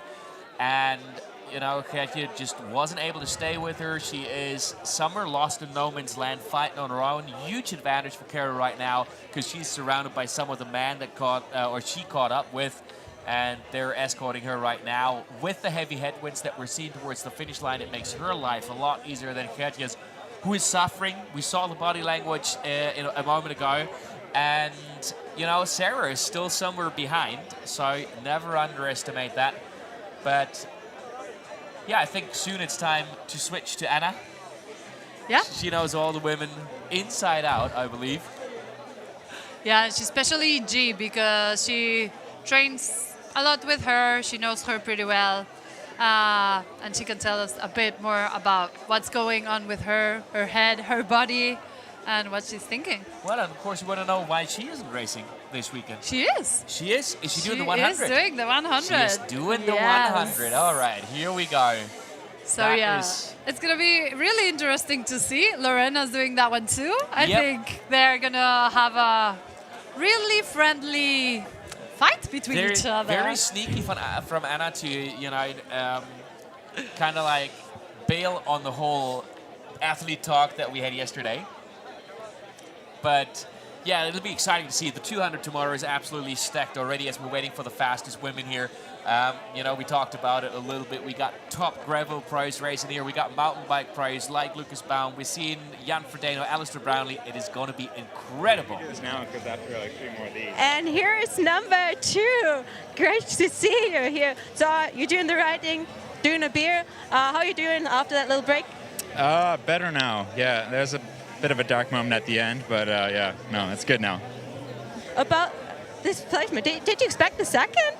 No, not at all, actually. I was not expecting all of this at all. Yeah, this is nice. So what was your special preparation for that? Well, I had a couple of cervezas 2 nights ago, some tapas. Just usually what works best for me in Spain seems to just be like relaxing and like living the good life with my wife. So yeah, I did that and it worked out pretty well. Good life sounds really good. How about the mechanicals? I heard something was wrong there. How did you deal with that? Yeah, the back end of my bike kind of fell apart. I got a couple punctures. That's bike racing. And then, yeah, I was stuck in the big ring all day, so that wasn't, ideal. But also, too, you kind of just, go with it, and kind of worked out in the end. Thank you for your sweet time. I think we just give this guy a little rest to get back on his legs and his feet. Thank you a lot. Chris, thanks. Yeah, that very much explains also why he wasn't able to, fight back when Peter attacked on that final climb. Because if you're in the big ring, on that climb, there's just no cadence. You cannot accelerate anymore. a lot of technicals, a lot of drama in the race. If we look back at the race, we've had incredible talent at the start line. We have a lot of riders who suffer mechanicals, like Freddie Ovid, who had problems with the derailleur. Mattia, who was in that top trio, looking really, really well, and then had the broken chain. We saw the crash just a moment ago from Seaman. The big chain ring, small chain ring issues with a Rob. So, and that's just the top guys we heard from. You know, the terrain and the conditions are very, very tough on the equipment as well. Yeah. Tough on the people, tough on the equipment. You really need to be smooth on your riding, but yeah, you never know. So many things can happen, and we've seen a lot of them today. A lot of stories that are still to hear. Yeah, people are gonna have really good stories to tell. A really good day, really long day, and hard days. And we're going to see incredible stories unfold all the way until tomorrow late afternoon. We've got a lot of riders who from the get-go said, you know what, I'm turning that into an overnighter. I hear it's beautiful at the coast. You know, I'm gonna sleep under a tree. I'm gonna book a room. All that goes. You know, we've got the official finish time as we've got the next rider coming through. Alexei, what a fantastic race for him as well. Still well within the top 10 today. Oh, and you can see the exhaustion of the riders at the finish line. And very soon down here, we're also going to have the celebration of our top riders. We're going to see them on the podium. We might actually be able to get that in before we've got the top women across the line. So I think we're working on that behind the scenes. So stay tuned, stay with us. You know, enjoy the pictures from out on the course. Enjoy listening to the beautiful voice of Maya, who is going to have more fantastic guests in the next couple of hours. The next one going to be the one, the only Anna van der Breggen, who's racing herself. We established that on Sunday in the 100 in a friendly duel with Lorena Vibes. And there's a third one from the team, I believe. Lorena mentioned it yesterday. There's 3 of them. Oh, yeah. I thought she was doing the 200, but we'll get Anna to tell us all the story. It's nice because Anna came last year and she saw the Traka from the sidelines and she's like, yeah, next year I'm coming for sure. And then at some point, G and Anna were saying about doing the 200 together. But then G is like, I know Anna. If she's in front, she's going to beat me for sure. So let's not do it together then. Let's not do it together. Exactly. We're seeing some images from the... Yeah, a few more replays of our winner of Peter. And I think we're going to see Peter. We're going to hear from the man himself, you know, hear about his attack and everything. So I think the man needs a chair. So I'm going to leave you guys alone for a second. Maya, say hello to your next guest, the winner of the Traka 360 2024. Thank you, Till.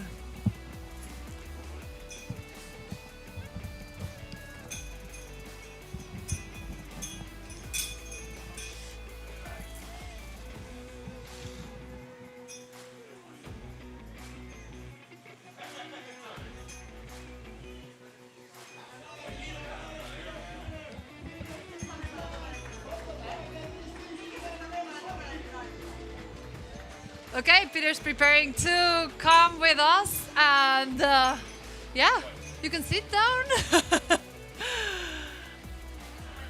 How are you? I am ready to go to sleep. I know, I can imagine. It looked incredibly hard. Yeah, I'm sorry, my face looks so bad right now. No, you look amazing for 360 kilometers. Yeah.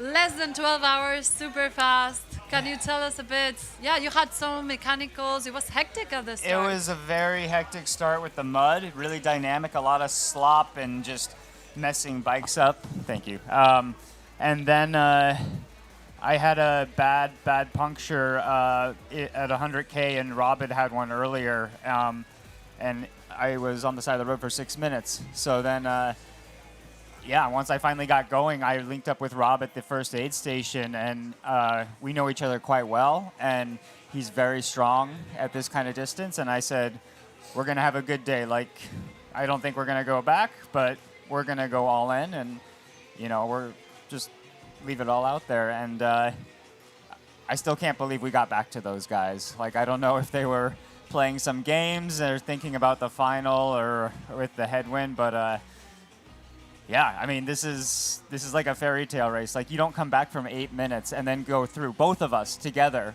and go 1-2. So I'm speechless. No, you're really strong. It was amazing to see. Yeah, they told us that you were fighting, and it was incredible to see. I asked you at the beginning of the ride, what was the difference between American gravel and European gravel, and now I think you can tell me.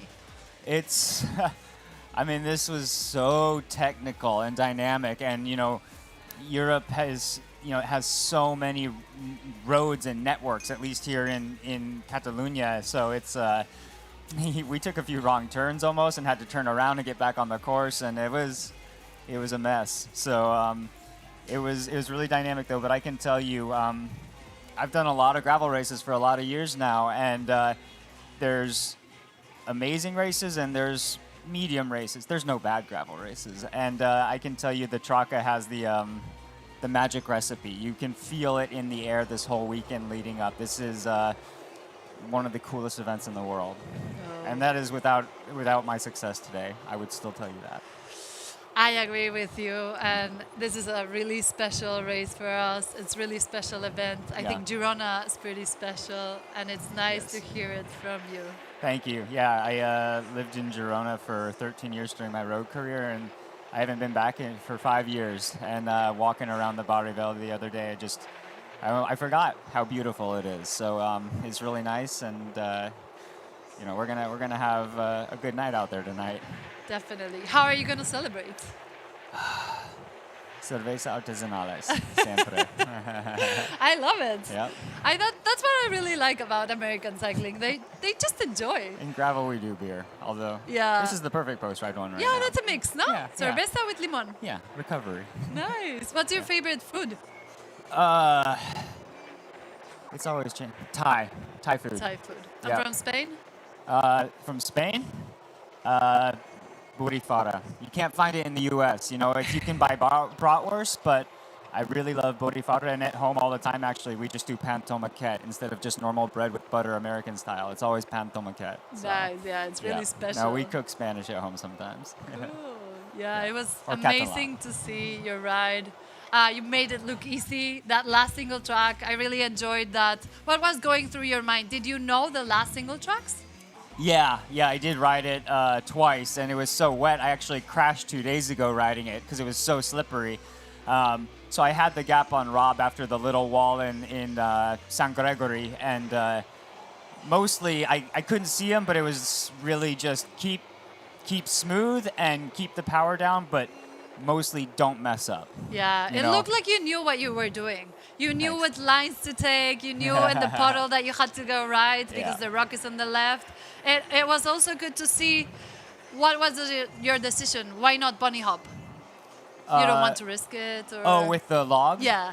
Yeah, it's just you don't know how slick it is. You know, after the rain. Normally in perfectly dry conditions, it'd be okay. But with the rain, because it's at an angle, it's 45 degrees, you can totally go out. And again, that was, don't risk it, you know. Like, all I could do was lose the race at that point. Exactly. So. But it's always a hard decision to take, no? Because at this point, you have no sugar in your head. So sometimes you don't take the good decisions. But it looks, you did an amazing job. Congratulations. Merci. Yeah. Thanks for being with us. And Oh, I love it. I'll see you at the party.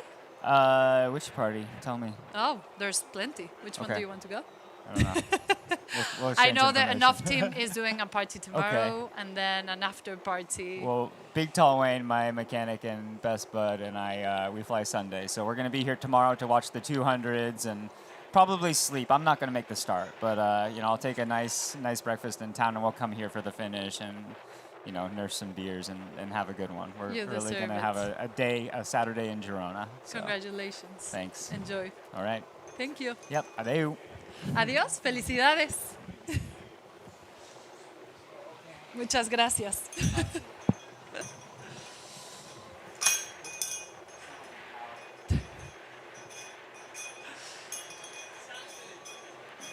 Now we're getting ready to get Anna with us. We're looking at some images with G.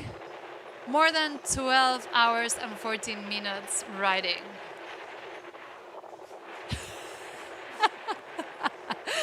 Anna, you're sorry, the chair is a bit muddy, but you'll get muddy on Sunday. It can happen after 360k. Then your bum gets a bit muddy sometimes. With all this mud around, I think it's normal. We have some images of G here. You've seen her all day. You've been riding with her the last couple of days. What can you tell us? Yeah, she was feeling good and I think really ready for the race. Of course, it's a special race when it's in your town where you live. So she was prepared really well. Last year she did the 200, so she was up for something more. I think it's incredible to ride 360k. I agree. Yeah, I don't know how they do it, and seeing them suffering all day, like they start full gas, and I was really impressed by the speed they have. Like in every feed, they just go full gas, and it's racing, racing all day. So it's really different than road racing.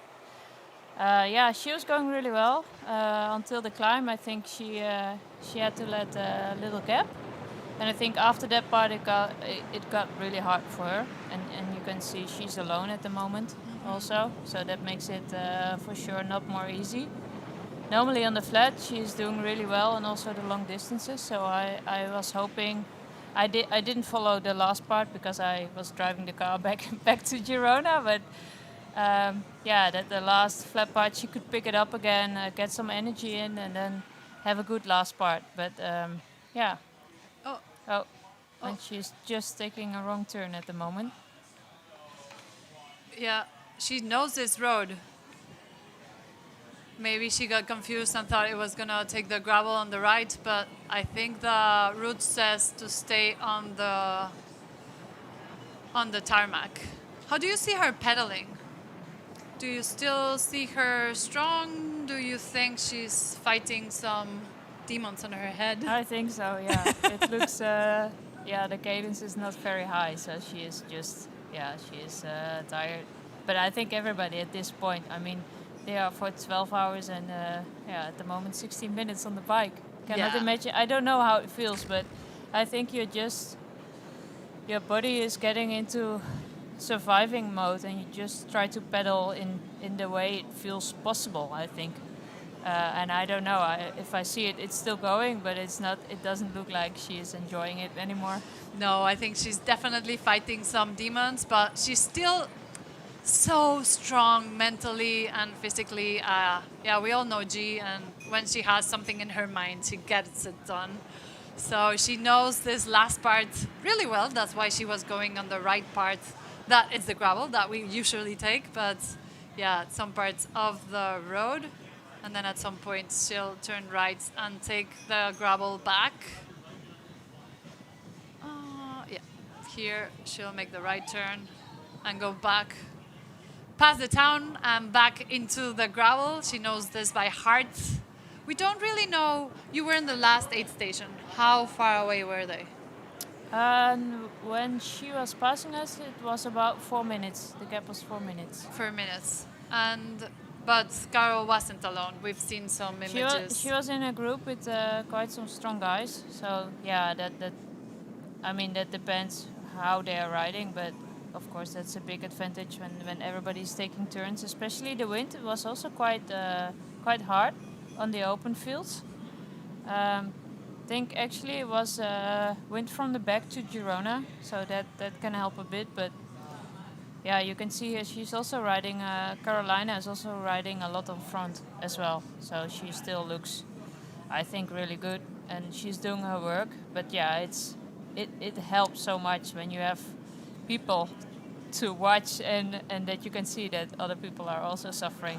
Yeah, Then you don't think so much about yourself and you see that everybody has the same. So it's tough to do it on your own. Yeah, definitely. And then sometimes when you're riding with a group, you just disconnect and then just see the wheel in the front and pedal and try to think of nothing. And then when you're riding by yourself, it just try to fight your demons off. No? Yeah. Then you start to think more, and then you're not looking anymore, but you are in yourself, and I think you feel the pain more. So yeah, to have people around is always a good thing. But yeah, she tried, and I mean, you see how spread the field is at this point. In the beginning, it was quite a lot of groups, and actually nobody was riding alone. But now you can see so much people riding alone, fighting, and hoping that the finish line will come fast. I think. Yeah, we see Carolina getting in the last little climb. Believe me, it's not really long, but it just hurts. It's steep enough, and it's just the last part. You know, you're almost there, and this part really hurts. And this is where we saw the winner of the men attack and just made a little gap and then finish. We did already the recon of the course for the 100 kilometers, and it's the same climb in the end actually. So I know it, and I cannot imagine after so long how it feels. I think if you have one speed, it's so impressive if you still can attack on a climb like that. If you still have that in the legs, I think for now the girls just need to come on and keep the legs going, because it's really tough at this point of the race. Yeah, I cannot really imagine how the legs feel after 335k. That's what they've been doing till now, and then do that climb. It hurts to me when I do a 40-kilometer loop. Imagine after so many kilometers. I don't really want to imagine that. So, yeah, I've seen the start. They started as if they were starting a 100k race. Yeah, I mean, I was also surprised, and I really thought actually that the 360k they pace it more, like gradual, that the race was on. But if you come into the first feed, you would be really fine and okay and grab something and go. But they got into the first feed and it was like one big mess, panic everywhere, like to try to find your soigneur and your bottles. And it's just, they were covered in mud and it was full on. So I was really surprised. They start like a cyclocross race and they go from the start. And it's so important also in this gravel racing to have a good group.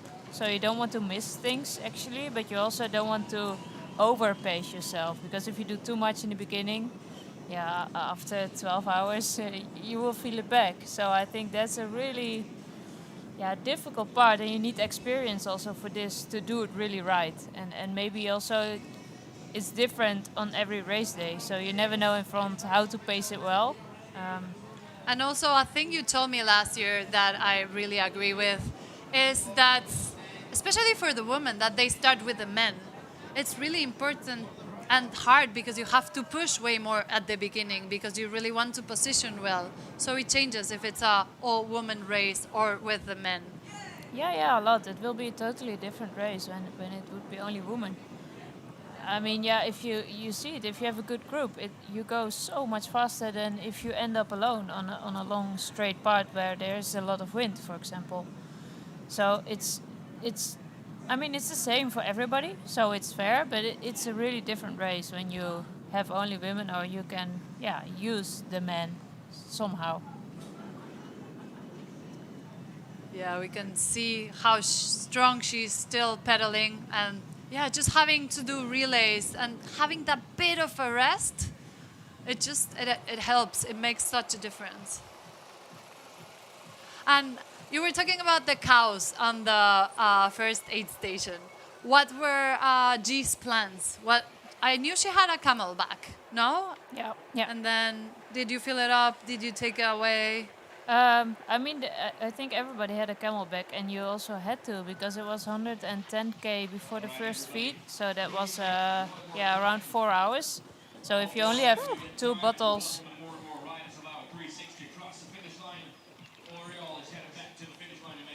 Yeah, if Wow. you only have 2 bottles, then that's not enough. So she has 2 times Camelback, and then a schedule of what to eat every hour. So in total, you try to keep that and try to get as much as energy in as possible. Yeah, I know G, and she's so methodic. She needs to know everything. What happened when the route changed? Did she change the the feed? Because I know her pretty Yeah. well, and I bet she had everything to the detail. Yeah, well, it was a bit of panic when we were planning the feeds, and then we also thought the water point at the second water point would be a feed as well, which wasn't, so we could not give anything there. So it changes the plan totally, and that took a bit of.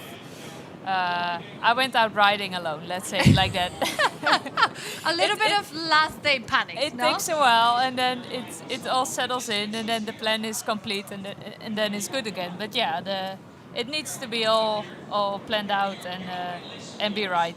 Oh, we've talked about how technically the last part is. We've seen all the puddles, all the mud.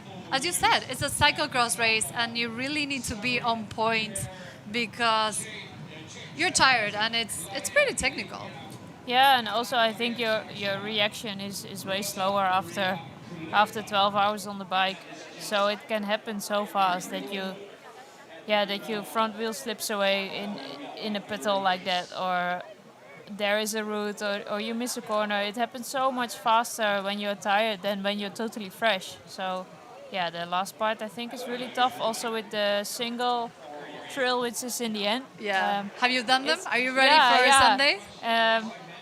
Yeah, I think for us, when you do 100K, it's actually a nice final, but after 12 and a half hours, it's something different to do a single trail. I remember myself from Cape Epic, when you are really, really tired, it's even so much more difficult to do single trails because your coordination is just different.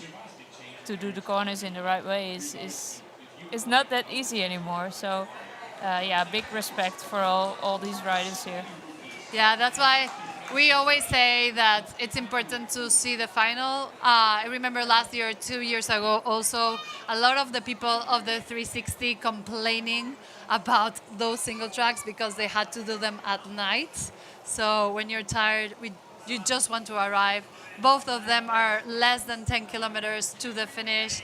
And the only thing you're thinking is like that finish line. And if they put a single track, you're just like, yeah, you just want to cry. Yeah, I think you just want tarmac, but that's not when you need to do this race. And it's tough, but I also hear it on the live stream for somebody 360 was not that tough or not that far. So it's what you train for, it's what you used to, or not, and then it's more tough, I think. So it's also, yeah, training and having the hours in, having the experience. But yeah, as a road rider, for me to see this, I think. She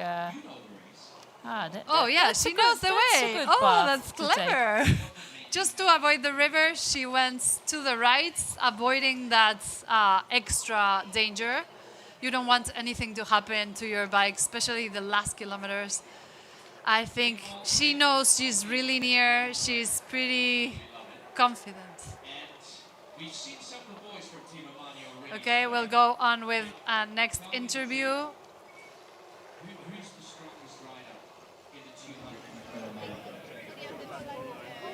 And here is chat number 3 of this year's Traka 360 with an awesome performance. You had some time to rest. How are you feeling right now? Better now that it's over. It was a very long day of. I think I'll see puddles in my sleep tonight. So we already heard that you have to embrace the suck. But any positive aspect? Was there something you really enjoyed? Something about the group, for example? I really enjoyed the first descent today.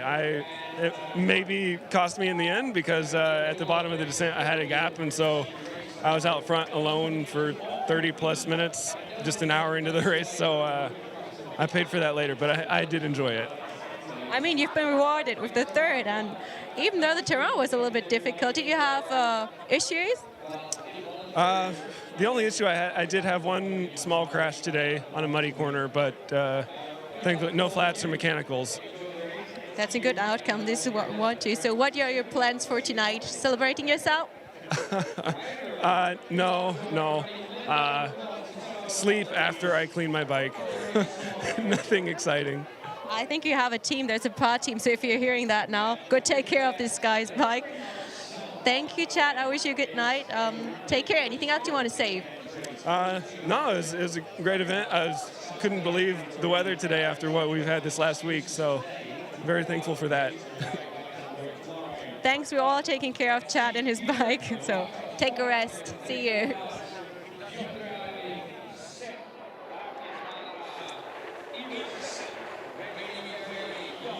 We've just seen the finish of the men, and we're almost ready for the finish of the women. I'm here with Dennis. What do you think? What have you been watching? Yeah, no, it's. I've been watching the men just a little bit, and what I've seen, Pete did a phenomenal job. So did Rob. It's just sad to see that some guys had some mechanicals, but with the carnage out here after the weather of this last week, everybody deserves a medal who is making it to the finish today. Yeah, it's been a tough day, tough couples of days because it's been way colder than expected. The conditions are, really rough, and it's a lot of kilometers, and still with this weather, make them harder. Yes, and I think the organization, like Gerard, he knows Girona from the inside and the outside, and I think he had to pivot a little bit with the parcours, but like the area here, it's like I'm good friends with Pete Stetina, and he has lived here, and we went for a gravel ride 2 days ago, and he was like, oh my God, I cannot believe that I lived in Girona in this gravel Walhalla.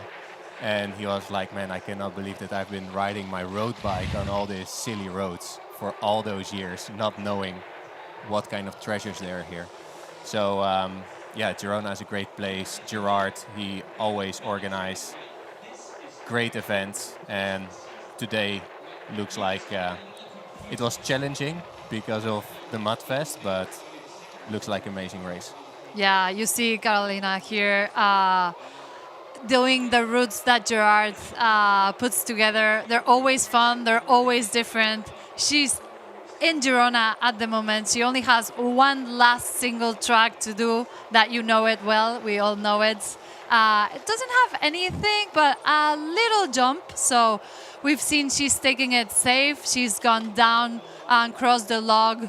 She avoided the river. She knows she's almost had it. She's smiling.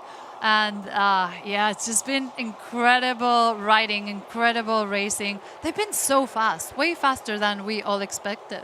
Yeah, I cannot imagine how tired they are. I mean, I just spoke a little bit with Pete after the race, and I almost didn't recognize him. He looks very fatigued. I think you guys could see it earlier. Yeah, and for the woman, look how close they are. Like, how much time ago did the first man finish? Like, what, is he still in the top 10 with the men right now? I don't know, but yeah, pretty close. They were not far. At the beginning of the day, they were saying the differences, and it was only 5 minutes, and what point is half an hour, and I think by now it's little short than an hour. But yeah, really, really impressive, really fast riding from all the women. G is taking the right corner to gravel again. She knows this course. She's gonna navigate through the portals.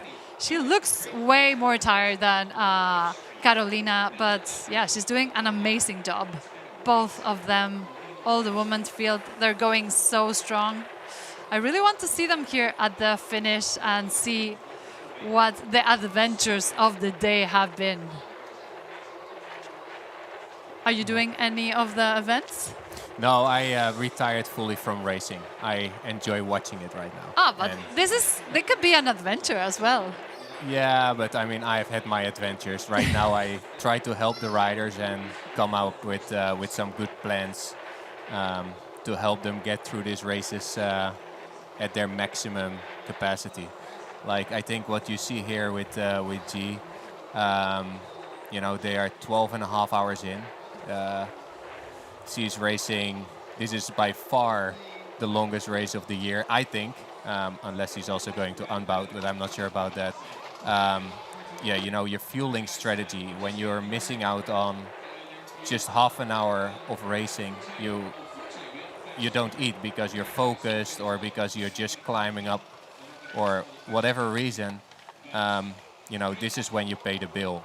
I mean, I want to say over halfway of the race, it's already, you know, when you are so fatigued and then also you did not fuel enough, then it's catching up on you big time. Yeah, both of them, they were pushing so hard together. And then Carolina did an escape on the Els Metges climb in the steepest part. She knew that G would have a hard time on that little bit, and that was it. She hasn't looked back, and G, I think, is struggling a bit more. She's been riding by herself, and this, yeah, we can almost see Carolina on the finish. She has a bit of a right turn, then under the bridge, and then we'll see her pretty soon.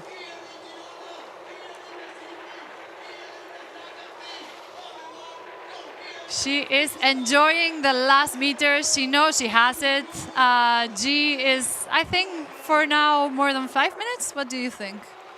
How much she's ahead of Carolina? Yeah, it's quite a bit because she still has the single track to go. You can see she's not really having a good time right now. No, G is having a hard day, but she knows she has 2 single tracks to go, and then we'll see her here in the finish. Yeah, she still does a phenomenal job. You know, like this race is no joke. No, as you said, it's the longest distance that she's done. Both of them, they've seen each other in Santa Val. They've raced together, they've trained together. Now they've ridden together. And yeah, it's really nice to see the strong field of women. It's changed so much in the last years, and it's really, really strong field that we see. Yeah, you see everywhere the level keeps going up and up. Like it's not only road and mountain bike. Gravel is big, gravel is real. And right now you can also see some people are making decent money with it. So they are, you know, living like full-time pros. And for sure that has an impact. If you want to follow those guys, you need to invest, you need to train and work the way up. Yeah, we've seen teams here, Pass, Normal team, SD Works. Gravel now is like investing on the teams, and this is making a difference because they can make a living from this, and now they're professionals. Yeah. Yeah, it's great to see. It's really nice. Carolina, it's almost here. She can almost hear us. She's smelling the victory, and I think she's gonna be a happy, happy girl to see the finish. It's been less than 13 hours. They've been ridden so fast.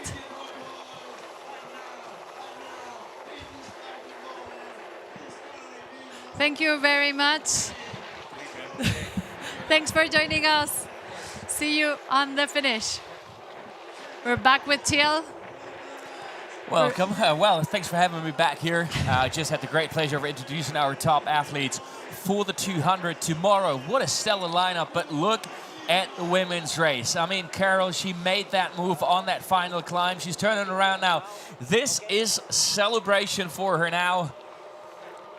Just making the turn here. She can literally hear the finish line. She can see the finish line now. You know, this is the moment earlier in the men's race where Simon would have wished that the race was just about 150 meters shorter. She can roll to the... Yes, you're on the right path, Carol. Don't you worry. Just a left-hand turn coming up, and there is a finish line. And then we saw Jurke from SD Works just behind.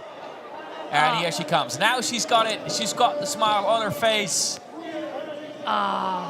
What a fantastic race. She made the move at the perfect time on that steep stretch off the final climb, and here's celebration and pure joy for Karolina Migon from Poland, racing for PA Racing. What a season she's done.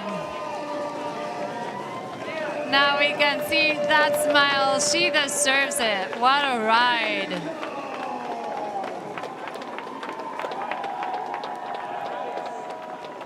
A little bit wobbly on the bike in the final stretches. What a day for Panama. I gotta see for their racing team. What a job well done. Yeah, they're pretty good job, no? Incredible, absolutely incredible. I mean, you know, I lift my hat to Hirke without a doubt. I'm deeply impressed by her race. She ended up in the way tougher position after losing touch to Carol in that final climb. And I'm really impressed by how little she ended up losing. In the end, she's in that single trail section now as well. Very close to the coffee factory now. And so we're talking, you know, 5 minutes or something that she lost in the end. And she was all on her own for the entire way back. Whereas Carol, you know, I don't want to diminish her performance. It's been unbelievable what she's shown today, but she had that little bit of advantage into the headwind that she was surrounded by some other riders for a long time. Yeah, it definitely makes a difference. We're used to that in these races. It's all field starts, you have to adapt. But yeah, it does make a difference. I would have loved to see fighting in the straights by themselves together. But yeah, she did a good job. She attacked where she had to. And you know, Hirke, I mean, she's going to come in second here. It's the first time she's racing this distance. And she held it together really, really well. We were speculating a little bit when she lost contention to the front if it would impact her mentally or not. You said sometimes her head, you know, can play tricks. And not today. She fought really gutsy. We could see her suffer in between. And this is her celebration right now in the final, roughly 2 kilometers to the finish line now. Yeah, she's really been putting a fight because I know what it feels to be by yourself. Everything hurts. She wants this, and it seems that she is getting what she wants. So yeah, hats off because it's been a really good fight. And, oh, yeah, hopefully, the rides, we've seen the accident here before. Yeah, well, the good thing is I talked to Seaman. I know a lot of folks out there have been asking. He's all right. Okay. He is a little bit upset, but, you know, nothing what a good after party can't solve tonight. So here she goes. The one from the Netherlands who, at this sort of like fairy tale career on a bike now, considering she started off as a soigneur, so as support staff for a tiny team. She eventually became the soigneur for SD Works and then has proven her talent. And now she's racing. Yeah, she knows every side of the sport because I think it's important of a racer to see what goes outside as well because cycling is a team sport. Oh, absolutely. We've just talked with Anna, and Anna was doing the 8 stations for G. Yeah, you need that. It's pretty important. It's really important to have somebody close. And it's also pretty cool to have been a soigneur and then have Anne van der Breggen doing the soigneur for you. 8 stations. Now that's pretty awesome. Like, yep. Yeah, I would sign for that for sure. Oh yeah, definitely. Yeah, we're looking at the poster of Amity Rockwell. Our winner last year. She had a tough race today. Looking forward to hearing from her later on. She couldn't repeat the victory, but an over the moon Carol at the finish line interview, and very soon we're going to hear from her, of course, in the live stream as well, I'm sure. Yeah, what a ride, what a day, what a dream. I don't think if we told her that she would be in this position at the beginning of today or at the beginning of the week, she would have believed it. Oh, yeah. She is a happy camper.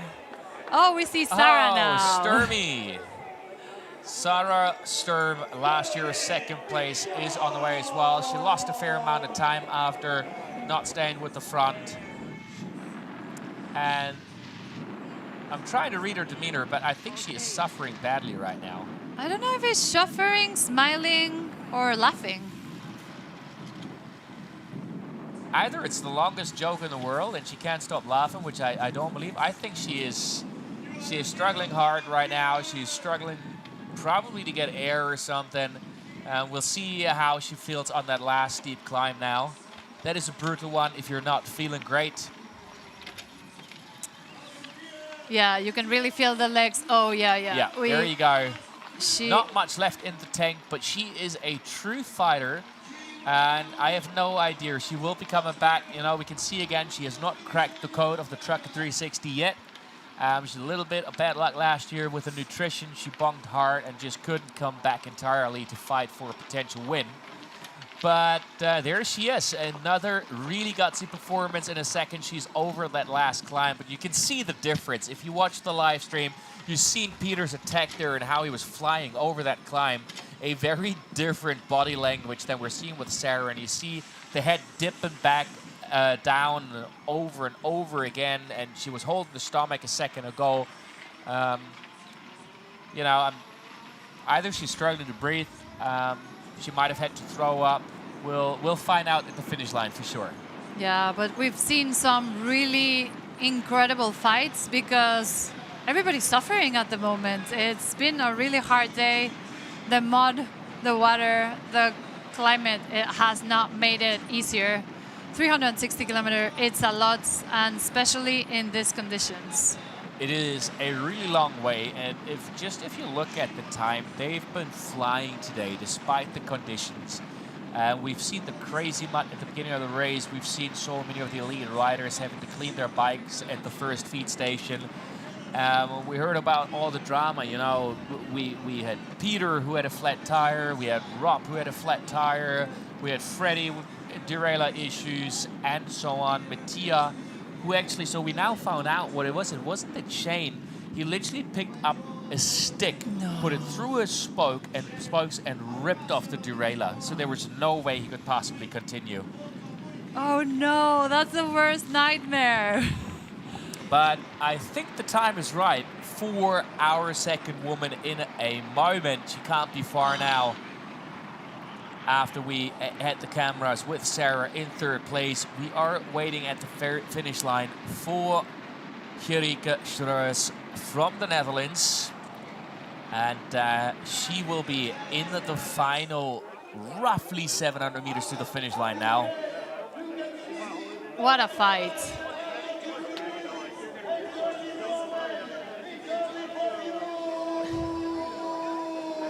How's the atmosphere in the finish? Oh, it's so good. There's so many spectators, and you know, Oriol, the man on the microphone, is going full gas as we know it from him. And you know, somebody who probably knows even better what it's like down there is our guest in the interview now. Of course, we want to hear And the women from arrived. Here I stand here with Carolina Mignon. Congrats, how are you doing? Thank you. I'm super happy, surprised, and it was super cool and challenging. Super cool. Some other people would say embrace the suck. We already heard that, but I mean, that's crazy. How did you feel? That was a super strong and also a fast rate. At the beginning, I felt super strong. All the climbs, the first one, and then the section on the north.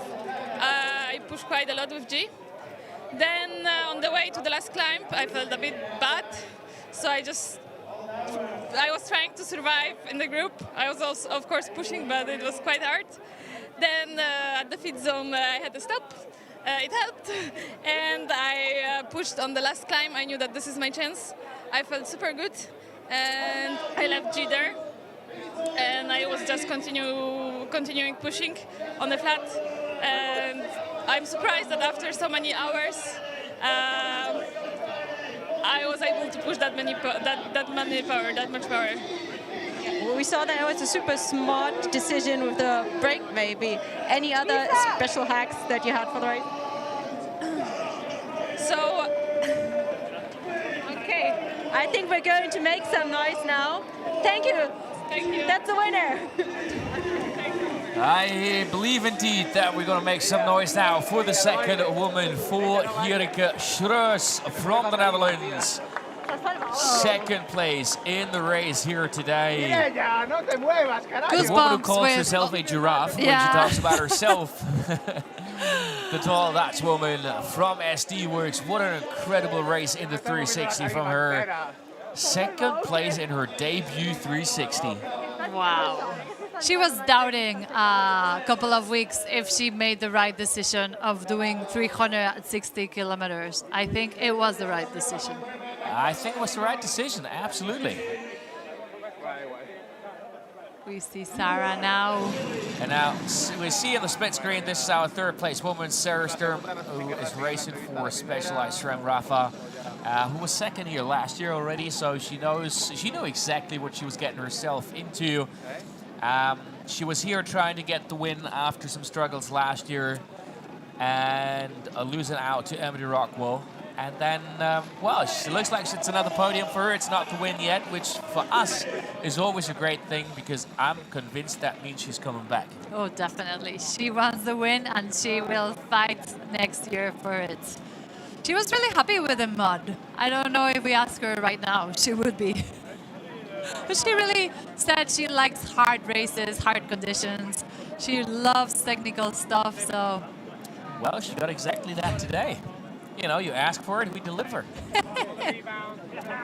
I asked for sun. Finally, it came out. Sarah Sturm from the United States, our third place woman in the picture. I kind of want to go to the finish line when she's crossing to look her in the face because I still can't put my finger on it what exactly we're seeing. I think she's happiness? Is it suffering. pain? Is it agony? I think it's agony. Well, there you never know. It might be smiling. Yeah. She smiles in the weirdest moments. I agree with that. I think she might only be outsmiled by Leah Wilcox, who I've never heard anything like it, with the biggest smile on her face and the biggest excitement. Was in the Pro Talk yesterday talking about how things always go wrong in adventure races. It's like, how can you be so excited about things going wrong? But she just lives and breathes cycling. Woo. All right, here we go. That's the mutt we're talking about, but that also shows just how much on the limit there is. You see her head shake, and she really just wants to get to the finish line to bring it home now. Yeah, we were talking that with Anna, that a lot of the riders always complain about the last little single tracks because all you're thinking is that finish line. So when you're riding, pedaling at night, the least you want to do is do a technical section because there's no more energy you have in the tank. I feel like they shouldn't complain too much because knowing the race director, you know, his responsibility will be that he loops them around the finish line to see it and then sends them back out for an extra loop. Ooh, and there's those races out there as well. I always hated those. Okay, but she is on that single or on that section back there towards St. Gregory. So from there, it's the beautiful single trail we've seen. I don't think she's going to enjoy quite as much right now. She doesn't seem to sit as comfortably on the bike as we know it from her. No. Okay, she's making the right turn to the one of the last single tracks. One First River. Let's see if she knows. Needs to carry some speed into that water hole.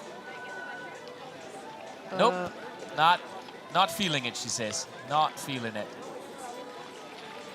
Good decision.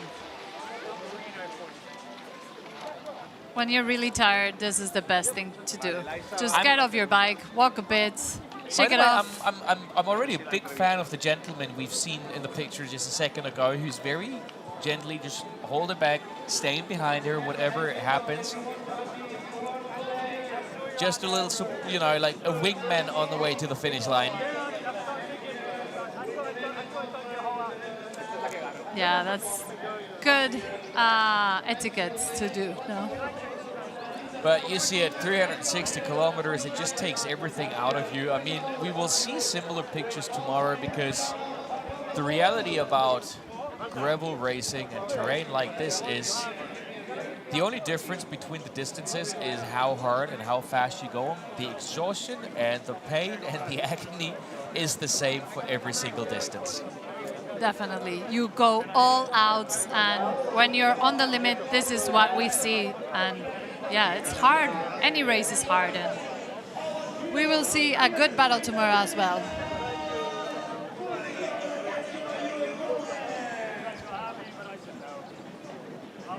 I think she's enjoying the last single track. Oh, she will. She will. She knows she's getting close to the finish line.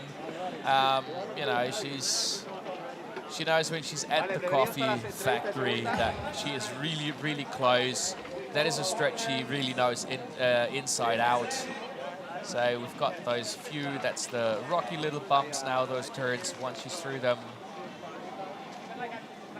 But you can tell she's not standing on the pedals as light as we know it from her. There is a lot of bouncing around in the rocks. Usually she would just be flying over those. So a little more along the river here, then we got that stretch that's opening up. Then we've got the little left-hand turn that we saw with Simon that we don't want to see again. And while we watch those pictures, of course, we want to hear from more of our amazing women. And we're going to jump back to the finish line for yet another. And number 2 arrived. I'm standing here with Big G. Congrats on that. How are you doing? Thank you. Yeah, I'm all right. Tired. I'm happy. It's over, to be honest. Don't mind. It was a little shorter than planned, but no, I'm very happy, and I think I can be proud on what I achieved today. And second place is a good result. And Carolina was really strong, and she's a great climber, and I struggled on the climb. And yeah, it took a little while, but then I found my legs again, and yeah, just good. Pushed them through a lot of mud. At least your face tells that you had any challenges with the terrain. Oh man, there was so much mud straight away from the start. I was like, oh, like your feet were wet straight away and everything, and the chain was squeaking a lot. But yeah, I had great support in the feed station, so I could swap my glasses every time, which helped because at one point I hardly saw anything. So, but yeah, a mud fest, but really epic and really good to experience, to be honest. Yes. Well, it's a great effort. So what's your plan for tonight? How are you going to celebrate yourself? Yeah, that's a good question. I don't know. I think I need a shower and wash myself 5 times and wash my hair 5 times. And then I'm looking forward to some pizza or something like that. Some real food because only gels and bars is not great for 13 hours. We all should start guessing how many showers it'll take until all that dirt is gone from Keke. Until then, I say enjoy your pizza and thanks for your time. Thank you very much. Thank you. Yeah, Jurike Schroyers from the Netherlands in second. She can be proud indeed, as she said herself. And Carolina, she was just unbeatable today on those climbs. But we are now with third place woman from the United States, Sarah Sturm. It looks like another podium, another stellar race here at the Traka 360. Yeah, hasn't had the wind that she wanted, but she's so consistent. Come 2 years in a row, podium 2 years in a row. You can be happy with that. Oh, absolutely. I mean, I can't wait to see her at the finish line, hear her in the finish line interview. All right, here we go. That's the little left-hand turn after the bridge. We've all seen it now over and over again, and then it's a straight shot towards the finish line for about another 1.5 kilometers. Yeah, here you are in Girona, factory, single track, and then we'll see her in the finish line super soon. And I don't know if she was just looking back towards her companion, or if that's just a sign of how much she's suffering, that she actually expects somebody to come from behind. We don't know exactly what the gaps are, but you can tell, like, even that brief moment of just hesitation of not putting the pedal down after the turn, that is unusual for her. That just shows how empty she must be. Yes. You always look behind. Is nothing you want to see, somebody coming. So when you're just uncertain, you're looking and just want to see the finish.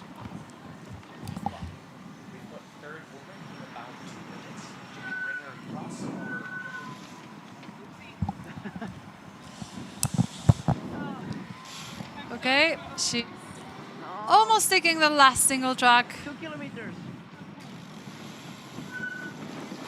All right, on to the coffee factory. that little single trail, the bridge. We've got the little polars that she's got to go through, the little barriers, and then down back towards the river, underneath the passage, and then up to the finish line. Sarah Sturm's on the way. Yeah, you saw.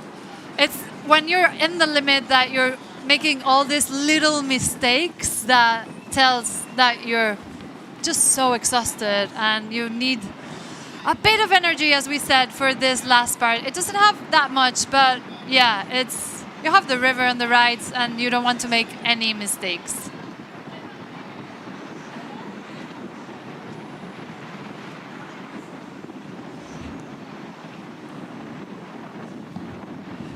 Yeah, she's...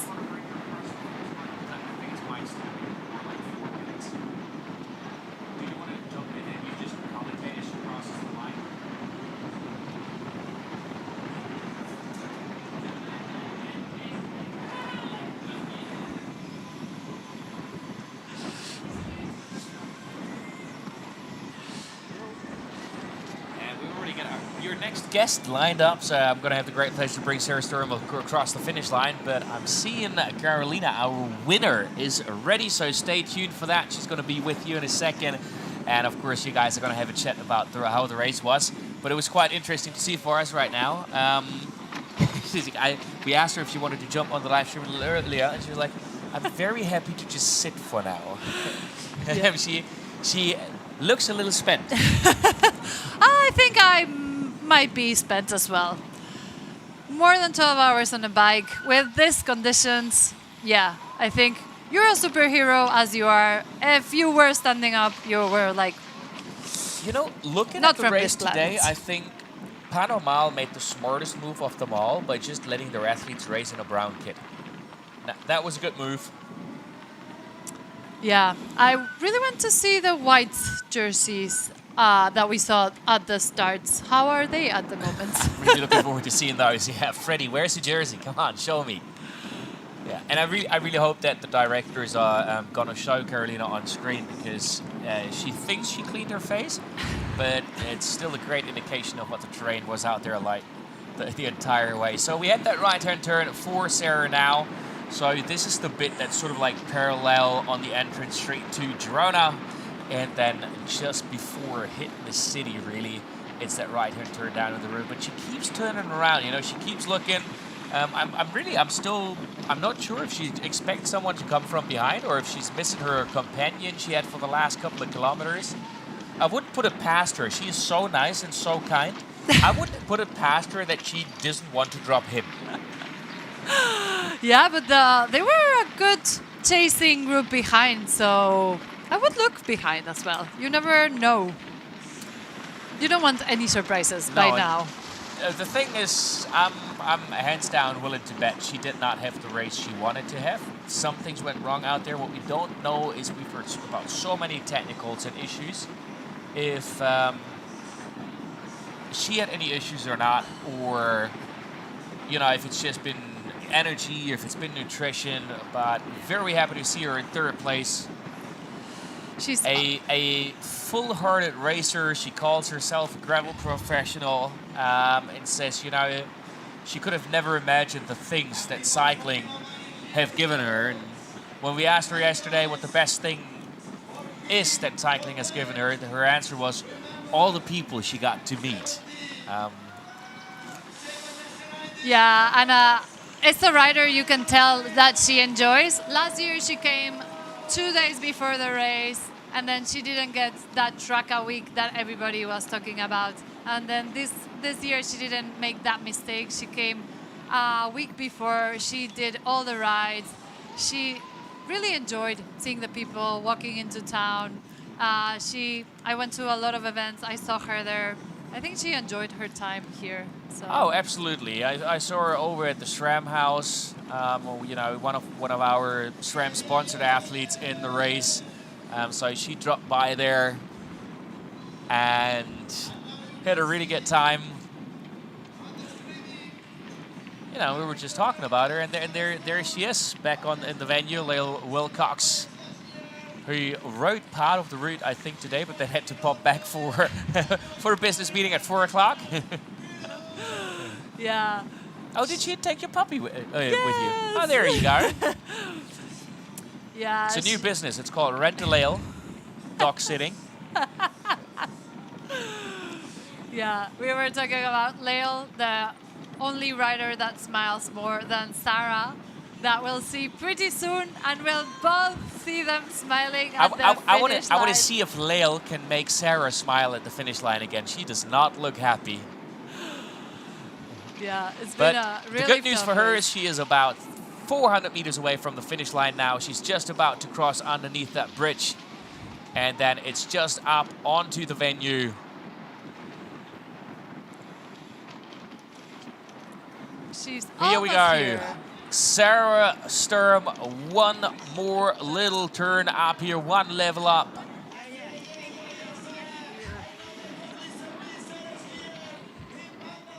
Aurel, our man at the finish line, is already going crazy. And everybody, I can tell you right after she crossed the finish line, stay tuned for sure. We're not only going to hear Caroline on the live stream talking to you about the race, we're going to see Lael Wilcox join us as well, who just finished an incredible race in the ice and has an insane project starting in 2.5 weeks. You guys are going to talk about that, so stay tuned on the live stream as we're enjoying the pictures, as we're enjoying, hopefully, the celebration of Sarah Sturm in 3rd place. And I have no doubt when she sees the spectators in a second, no matter what, we're going to see that smile, her signature smile We're seeing again. it now. Oh, she's enjoying this moment. Oh my God, she made an incredible effort, an incredible race. What a ride for Sarah. She put her body to the limit and she made it. What a race. This year it's been so fast, so incredible. That's the Sarah we know. What a smile. And with those beautiful pictures, I'm going to leave you alone for a moment and bring on the winner, the women's winner of the Traka 360. Thank Carol you, Till. is on the way. It's always a pleasure.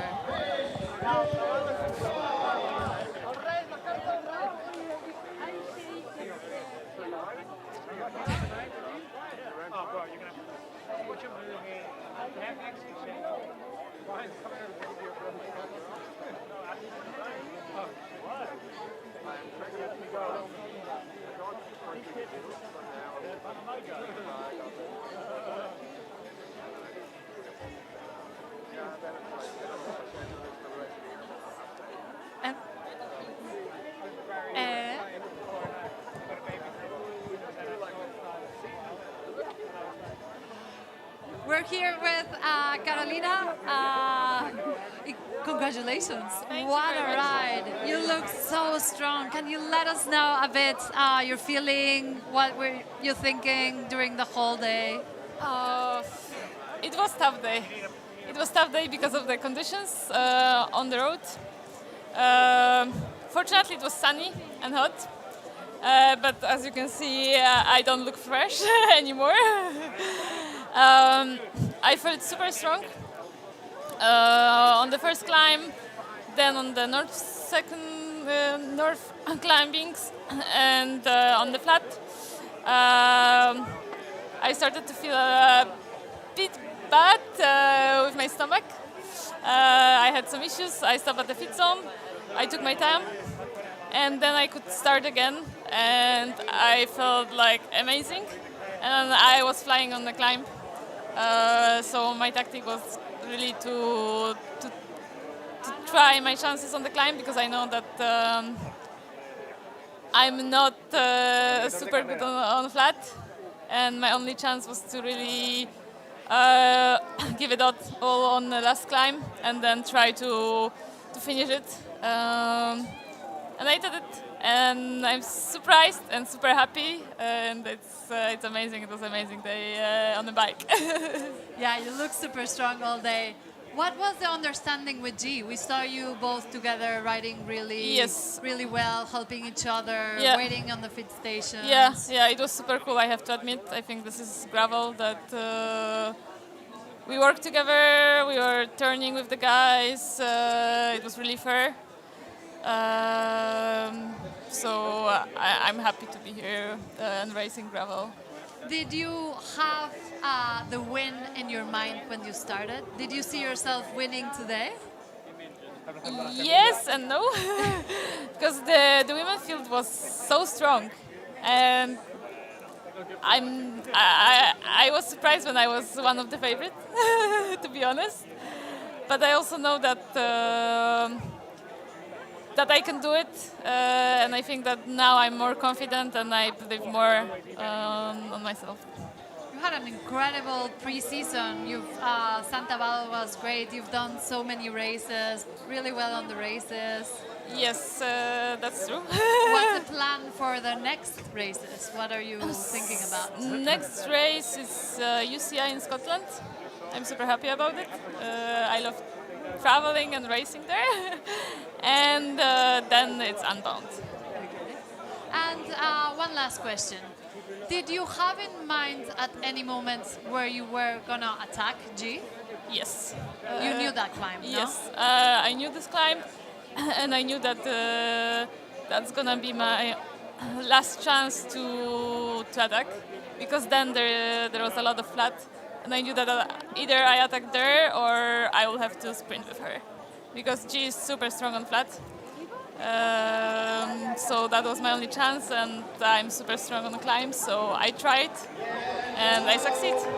Yeah, it was a really impressive moment. You did it exactly in the moments. You look super strong. You rode an incredible race, and congratulations. Thank you very much. Thank you very much. It was fun. Now it's time to celebrate. Yes. How are you going to celebrate? I will sleep, eat, sleep, and then tomorrow we have party.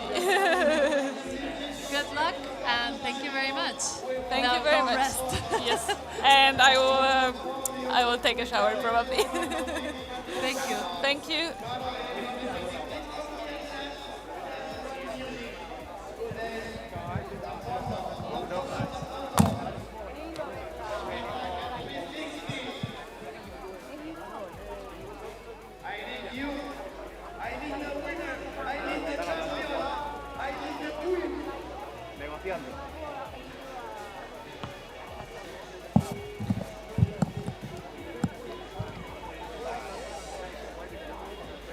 Now we're here with Lael Wilcox. You were supposed to ride the 560. You prepared well. You had your rain jacket, everything together. But you got to ride today with the people just for fun. How was it? How did you see everything around you? You know, it was incredible. I started this morning about 15 minutes after the race went out, and I followed all the muddy tracks, and it was so muddy. But it wasn't sticky muddy, it was just like a slog, and it was crazy. I fell into a huge puddle, and then I just got to catch up with groups and groups and groups, and it was so fun. I love seeing your smile. You always put a smile on my face. I love riding with you, having you here. How have you seen the women, the field? It's just so strong. It's changed so much in the last year. Isn't this incredible? The women are not finishing far behind the men, and everybody's finishing so quickly. They're all in daylight. I mean, wow. It's incredible to see, and gives me a lot of hope. Yeah, I wish you were riding today. I know you had a meeting, and thanks for joining us. Can you tell us about your project, your Around the World? Yeah, so in 3 weeks I'll be going after the Around the World record. So I'm starting in Chicago on May 26th, and I have to ride 29,000 kilometers. So it'll take the entire summer. I hope to finish mid-September in 110 days. So I have to ride 280 kilometers per day for 3.5 months. But I mean, I get to see everything, you know, and I get to come back to Spain. So this was kind of a little visit, and then I think in about a month I'll be back. Wow, you're almost going to do a Traka per day. That's true. Isn't that crazy? But it'll be on road, no mud, no problems. That is true. But some rainy days, no? Yeah, definitely. And what are you most excited about that on that challenge? Oh, for that, I'm asking people to come ride with me, because I'm passing through so many communities, so people can come for a kilometer, for 10 kilometers, for half a day. And then I get to be out there on my trip, but then have people be a part of it. And I think that'll be really special. I'm really excited about your podcast. You're going to do a podcast every day to see what's happening, what are you up to. You're going to share the route you're going to do the next day so people can join you. Yeah, exactly. So it'll be just 10 to 20 minutes a day, every day for a podcast. And then I'll put the route out of what I'm riding. There'll also be live tracking with Rafa so people can see me, come out, say hi, ride a little bit. And gosh, what a summer. Yeah. I love that your life is just riding. You ride everywhere. You don't have a car. You just live by biking. Well, it's better when I'm riding with you, Maya. I know. I love riding with you, Leo. But yeah, I mean, what's better than that? Every single day, every little trip, I love every minute of it. So I feel really, really fortunate that I get to do this. And then I just want everybody to get to do these kinds of things. Yeah, you inspire a lot of people, especially a lot of women. I've seen you around this week in Traka, joining the rides, joining every event possible. And yeah, so many people want to see you, talk to you. You have an endless smile. It's just so nice to have you around. So do you, Maya. Wow, what a full day and what an exciting day. Hard conditions and the fastest finishes ever. I mean, that's pretty incredible. Yeah, so such a strong field of men, of women. You know a lot about the US gravel, and first 2 men, they're experts there. It's really cool to see them come to Europe and Isn't it crazy that this has become a specialty? But I think really my favorite part was starting from the very back, and then I could see every single person along the way, and even 10 kilometers in, some guys were already struggling, but you know they're in for a huge day and they're just gonna do it. And that's like kind of the American spirit of gravel, is that everybody gets to be part of the same thing. There are elite racers, and then there are people that are going, 10 kilometers an hour, and it doesn't matter because everybody's riding and it's hard for everybody, and that's why the sport's special. Yeah, it's the same course. They have 32 hours to finish. Some are gonna choose to sleep. Some, like you, do not like sleeping and then just continue. But there is something for everybody, and that's the special thing about gravel. And it's really hard to organize something like this, especially with the conditions of the week, with the endless rain. And then look at what a success it's been. So many people out smiling, working so hard, being part of this. So it's been amazing to see that. I've been here since last Sunday, and to see the week unfold, it's been really special and cool. Yeah, it's changed. Traka has changed so much. It's the 6th edition. The 4th time that the 360 it's been ridden, and I remember the first year of the 360 it was 80 people, 90 people, and then today almost 800 people. It's incredible. Yeah, it's just the normal distances. Yeah, it's just 360 normal. For you it's a little, but for the rest of the people it's quite a ride. It's amazing. Yeah, it's nice to see the Traka growing so much. Girona, I know you know Girona, it's a special town. It's a really special place to ride, and it's really, for me, special to see so many people want to do something that's so hard. Because I was out there, even for the first 100K, I fell into a deep puddle and I was screaming and laughing, and I just can't believe that. Yeah, you see the sun now, but they're showing us the images of the start of the muddy parts. Imagine 800 people going through those rivers, through those muds. Yeah, it's a total adventure. What a day. All the scenery that they're going through, that they've been through.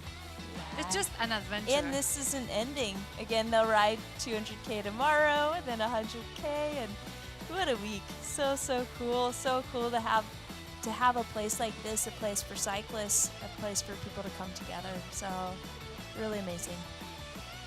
What a day. We'll go with what happened, some highlights Thank you, Lael, for joining us. We'll be following you really closely. I'm so happy that you thanks could for join having us, and thanks for having us stay with you all week. Thank It's you. been just amazing for us. Thank you, Lael.